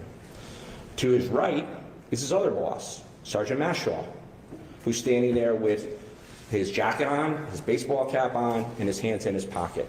And over at the gurney is Mr. Brooks on the edge of the gurney with officers Anzalone, Farina, and one or two other officers present. And Matt Gallagher is looking around the corner, and he's watching. He has no involvement. And you'll see Officer Farina starts wiping Mr. Brooks' face. That's how it appears from the vantage point of Mr. Gallagher. He's got a white rag of some kind, or white Kleenex, and he's wiping his face. Could be any reason he's doing that. Could be blood, could be mucus, could be leftover OC spray if he was sprayed. It could be anything, or it could be he's trying to clear his mouth to look into his mouth for something being smuggled in. What happens at that moment is, it appears, Mr. Brooks bites down on Officer Farina's finger.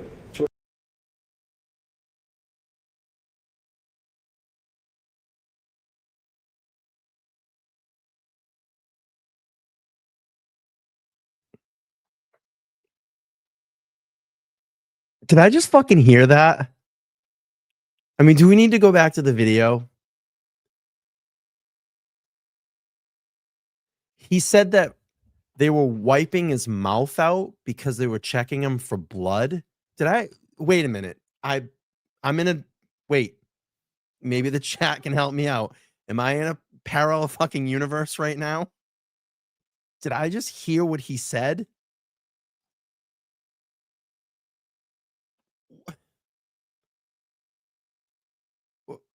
Okay. All right, we need to pause here. Let's just bring it up. Let's watch what Farina was doing. Walrath's out. Farina goes in, starts putting his gloves on, and Brooks has less than 18 minutes to live. It's 9:25. Farina is about to gag Brooks with a white rag. Anzalone has one of Brooks's boots in his hand, and it looks like he's hitting Brooks with it. Then Anzalone starts pounding away on Brooks. CO Gallagher is there watching. It's the guy we're talking about. Here it is from the other side of the room with CO Matthew Gallagher's camera. There's Farina stuffing the rag. So again, this goes back to my point. Gallagher is standing there. He has every opportunity, and his camera triggered, to say, stop. No. But let's continue with the bullshit lies. What it appears. And Officer Farina reacts ridiculously. He loses it. He pulls his hand away and he punches in the face Mr. Brooks 3 times. And Officer Anzalone starts punching Mr. Brooks in the leg. It lasts 4 seconds, 3 to 4 seconds. That's how long it lasts. Mr. Gallagher's still back. The sergeants who are in charge are standing there, and none of them move. But then it stops. It stops. And you'll see then the officers then, and they're acting roughly. No question they're acting roughly. They start trying to pull Mr. Brooks from the edge of the gurney onto the gurney. This is a medical gurney. This is where he's supposed to be, on a medical gurney. And they try to pull him up. They try 4 times, and they're getting rougher each time. Matt Gallagher's sergeant is in front of them, another sergeant's there, and they don't move. They don't do a thing. So then why are they not saying no? Like, what am I going to do? Should I do something? Yeah, Takes a you step should. back, and then he goes past this sergeant. He goes up to Mr. Brooks. That lawyer just fucked up right there. That's it. The jury should be like, you got to be kidding me. He just said, oh, and he's thinking, he's stepping forward. Should I do something? Should I not? Should I do something? Should I not? Yeah, you should. You should be doing something. You should be stopping this. You should be saying no. But he allowed it to continue to happen. He doesn't grab him by the neck. He doesn't grab him by the skin. He takes his shirt and he moves him up on the gurney. That's what he does. He moves him up on the gurney. And just as he finishes doing that, Officer Farina kicks Mr. Brooks between the legs. It appears he's either trying to hurt him or he's trying to push his body up further on the gurney. But whatever he does, it's wrong. Mr. Gallagher now just has the shirt. He's not touching any other part of Mr. Brooks. He lets go, and then an officer comes around in front of him and blocks him out. His sergeant's behind him, and Mr. Brooks' legs are kicking. They're kicking. He can't kick people. And someone says shackles or irons. What that means is when inmates are transferred, when inmates are kicking, when they're acting inappropriately in some way from the waist down, you get shackles. They're handcuffs for the ankles. They're not excessive force. They're not wrong. They're part of somebody's job. The only one that has shackles is Matt Gallagher. Matt Gallagher has shackles out in his van. So Matt Gallagher leaves. He leaves the room. Sergeants are in charge. He leaves the room. He goes right down the hallway. Goes out the front door, goes in his van, gets the leg irons, comes back down the hallway, comes back into the room, and you can see from other people's cameras that remain in the room that they're holding Mr. Brooks' legs tight, as if he is trying to kick. But while Mr. Gallagher's gone, you also see this from the other people's cameras. The other people's Farina cameras. loses it again, starts punching him again, as does Anzalone. They both start punching him again, but Matt Gallagher doesn't even know this. He has no idea that this is going on because he's down a hallway, out the front door, coming back. He walks in. They're not doing it anymore, so he has no idea they even did it. He walks up, puts the shackles around one foot that's kicking, and struggles with the other foot, and either he or another officer puts shackles on the other foot. And that's what he does. That act of shackling his legs, and you heard it, is being alleged as a basis for a murder charge against Matthew Gallagher. Yep. A manslaughter charge against Matthew Gallagher, putting shackles on the ankles of an inmate kicking. No, being in a room when his genitals are getting stomped and choked and, beaten with a shoe and rags, Clorox wipes shoved into his mouth. That's why he's being charged with these crimes, sir, because he had every single opportunity to say no. He had every single opportunity to say stop. And he didn't. He allowed it to go on. And they probably joked about it afterwards. Job number one of a correctional officer is to restrain an inmate who's kicking. Not to have him hooked up so he can be beaten, because Matt Gallagher doesn't know he's going to be beaten. To do his job. And Matt Gallagher backs up.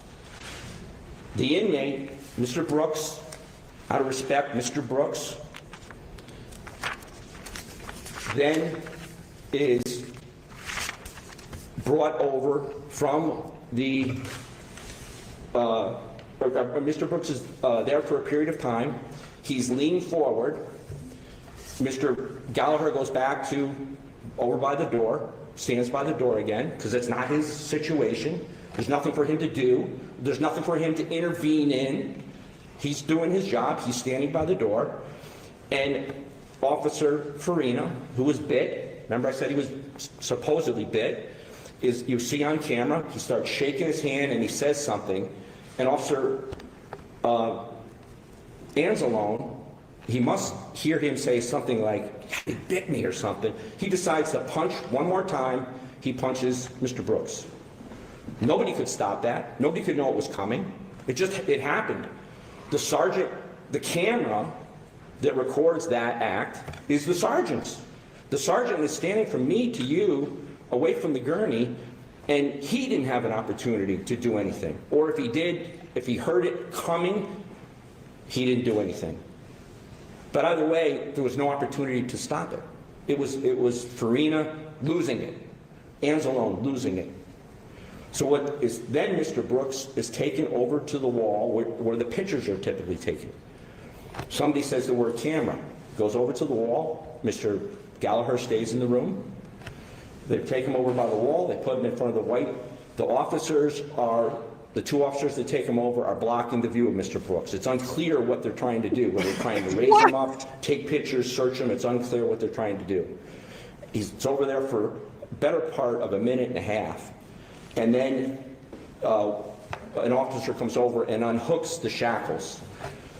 Mr. Brooks is brought back to the gurney. He's put back on the gurney. He's brought back roughly. No question, he's brought back roughly. He's placed on the gurney, and his pants are now being taken off because they're looking at what he had on him, presumably. His pants are pulled off at that point in time, and then the officer, it's realized that he's hurt, that he's injured. They beat him. And the officers start looking. After a period of time, the nurses come into the room, 2 male nurses, and you'll see the nurses, it's being alleged that Mr.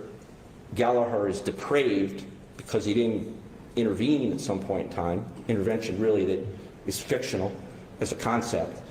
But the nurses come into the room, you'll see video of them for over 9 minutes. What's interesting, we keep hearing the word depraved, and that must be something, and maybe Nan is, because I have my lawyer friend here today. We keep hearing depraved, so that must be something in the charge, if I'm correct, and probably having the prosecution to prove depraved. And depraved basically is the word depraved describes someone or something that is morally corrupt, wicked, or evil. And I'm not sure how New York State has their law under second-degree murder. I don't know if that's in there. And I can only be speculating here too, but we've been hearing depraved a lot.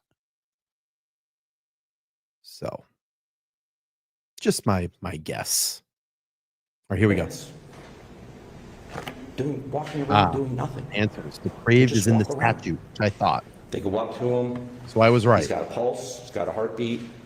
They don't do anything for about 9 minutes before they do anything. Matt Gallagher's not in charge of the medical at that point in time. He's in the room, but he's not in charge of the medical.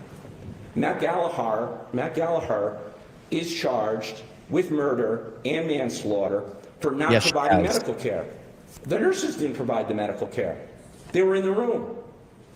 They didn't provide any medical care for a period of time.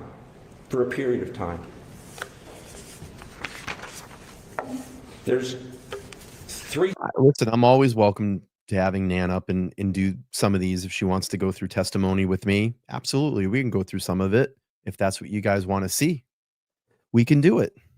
I have no problem doing it. We can book a time and go through some of the stuff and get her thoughts. And I can also bring Todd back on. Maybe we'll do that for our Monday night session. Maybe we'll go over some of this. We don't have to watch it in its entirety, but we'll go through some of the testimony. Maybe we can do that. That's what you guys want to see. Okay, let's finish this up. It's very close, about another 5 minutes or so. Things that are alleged to be the actions of Mr. Gallagher that results in a murder charge, a manslaughter charge, and a gang assault charge. The first is putting shackles on. Murder. That's what they say. The second is moving Mr. Brooks up onto the gurney. Murder. They say that's a murder. An accomplice to murder. And the third is not getting medical care when the nurses when medical care came, when medical care was there, didn't do anything. They didn't think the situation required them to do anything. Yet they're charging Matthew Gallagher with murder and manslaughter. Should be.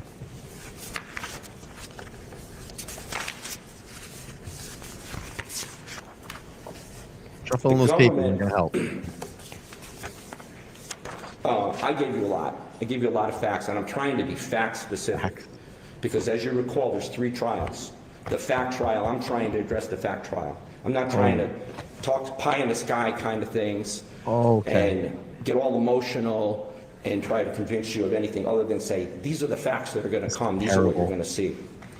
And I gave you a lot. I don't expect you to remember it. And I think the other lawyers said they don't expect you to remember. It's too much information coming at once. But I do expect that I've given you a sense of how to look at the proof through the lens of what Matthew Gallagher knew and how Matthew Gallagher acted based upon what he knew.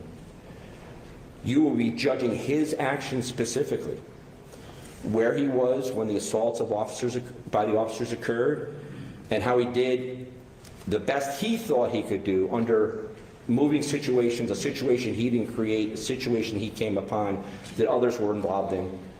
And at the end, I'll ask you to find Matthew Gallagher not guilty on all the charges, despite how mistreated Mr. Brooks was, despite that. Because Mr. Gallagher is not responsible for Mr. Brooks' death. And I don't say that in the sense of, you know, close my eyes, close my ears. He did the best that he could under the circumstances in front of him. And I'm going to ask you to find him not guilty, but I'm going to ask you to find him not guilty and feel good about it and feel good that you did the right thing because you listened to the evidence. You paid. Gallagher had the opportunity to do the right thing, and I've said this over and over again on this stream, to stop them from killing Robert Brooks, to stop the beating and say no. Stop. And Robert Brooks probably would have been alive. So fuck all these guys. I hope they get every inch of everything that's coming to them. Paid attention to the evidence, not the histrionics, but the evidence that you're going to see through Matt Gallagher's eyes as every second that he was It'll be Monday, M. in that facility is on a tape recording. And I'll ask you to return a not guilty verdict at the end of the trial. Thank you. Thank you, Mr. Bluegrand. Monday will be day 6. Tentatively for about over an hour now. It's a good time for me to give you a break. It'll take about 5 minutes. I'm going to retire back to the jury room, and then we'll begin the testimony.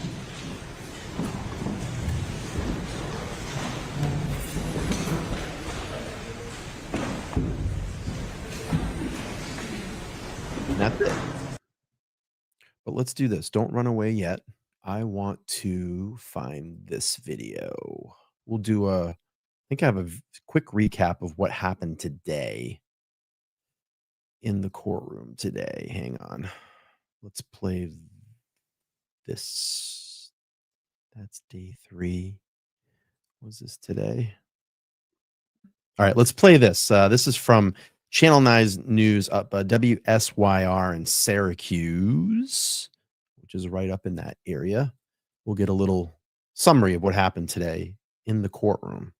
In the most damning testimony yet, another prison guard involved in the beating of a Marcy inmate, implicating his 3 co-workers. The jury hearing from now former correction officer Robert Kessler. News Channel 9's Andrew Donovan was in the courtroom watching the witness stand. Robert Kessler's cooperation with prosecutors got him out of the group indictment, but he's promised to plead guilty to his role in the beating in exchange for 5 to 7 years in prison and testifying against his co-workers. Here he is in the courthouse hallway, about to share his side of the story implicating former fellow officers. Kessler claims Christopher Walrath, the first officer to plead guilty, was the first to attack Brooks right after his arrival to Marcy Prison. And then, quote, everyone kind of collapsed in and put their hands on Mr. Brooks in one way, shape, or form. The first assault, then the pepper spray, which he blamed on Nicholas Kiefer, who's also accused of lying on paperwork. Kessler said, "We had to create a narrative as to what happened." The prosecutor asked if it was an accurate recitation of what happened on that walkway. "No," said Kessler. Then the former officer was asked about what he saw in the infirmary room captured in video. The prosecutor asked about Brooks. Was he resisting or being combative in any way? "Not that I could see," said Kessler. Kessler said, quote, "I noticed that Mr. Brooks was on the wall, being held up by two officers. He named one of the two as Kingsley. Quote, he was pretty limp," the witness said of Brooks, later admitting, quote, "I knew I should have intervened." Well, of course, the defense then had access to the same witness and tried to invoke testimony portraying Robert Brooks as an inmate who wasn't following officers' orders. And each defense attorney asked questions trying to minimize their client's role in the overall attack. In Utica, Andrew Donovan, News Channel 9. I kept saying Ithaca for some reason. I think I'm just so used to hearing and seeing Ithaca. All right. Late Friday night here. Listen, I appreciate y'all stopping by. This is a very important case. Obviously, we're going to keep reporting on it up to the conclusion. We'll get to see the verdict because that can be filmed. Unfortunately, we can't see daily testimony, which is shitty. This should be out there in a national news story for people to see because this is pretty brutal. It was absolutely brutal. It's one of the most brutal things I've ever seen. Thank God those cameras came on and caught these guys in the act. And I hope that a lot of the correctional facilities learn from this and retrain and get out, garbage COs. I know this is it's a job that has a lot of garbage in it. And, I feel for Robert Brooks's family. I hope they get justice and I hope they sue the fucking collective asses off those two prisons, the state of New York and every other motherfucker that was involved with this. And I hope they get every dollar deserved to what happened to their father, brother, son, whatever it may be, what Robert was. So again, thank you all so much for being here. I saw a lot of channel members tonight. I appreciate your memberships. We had a few new members that came through and signed up to support this channel on a monthly basis.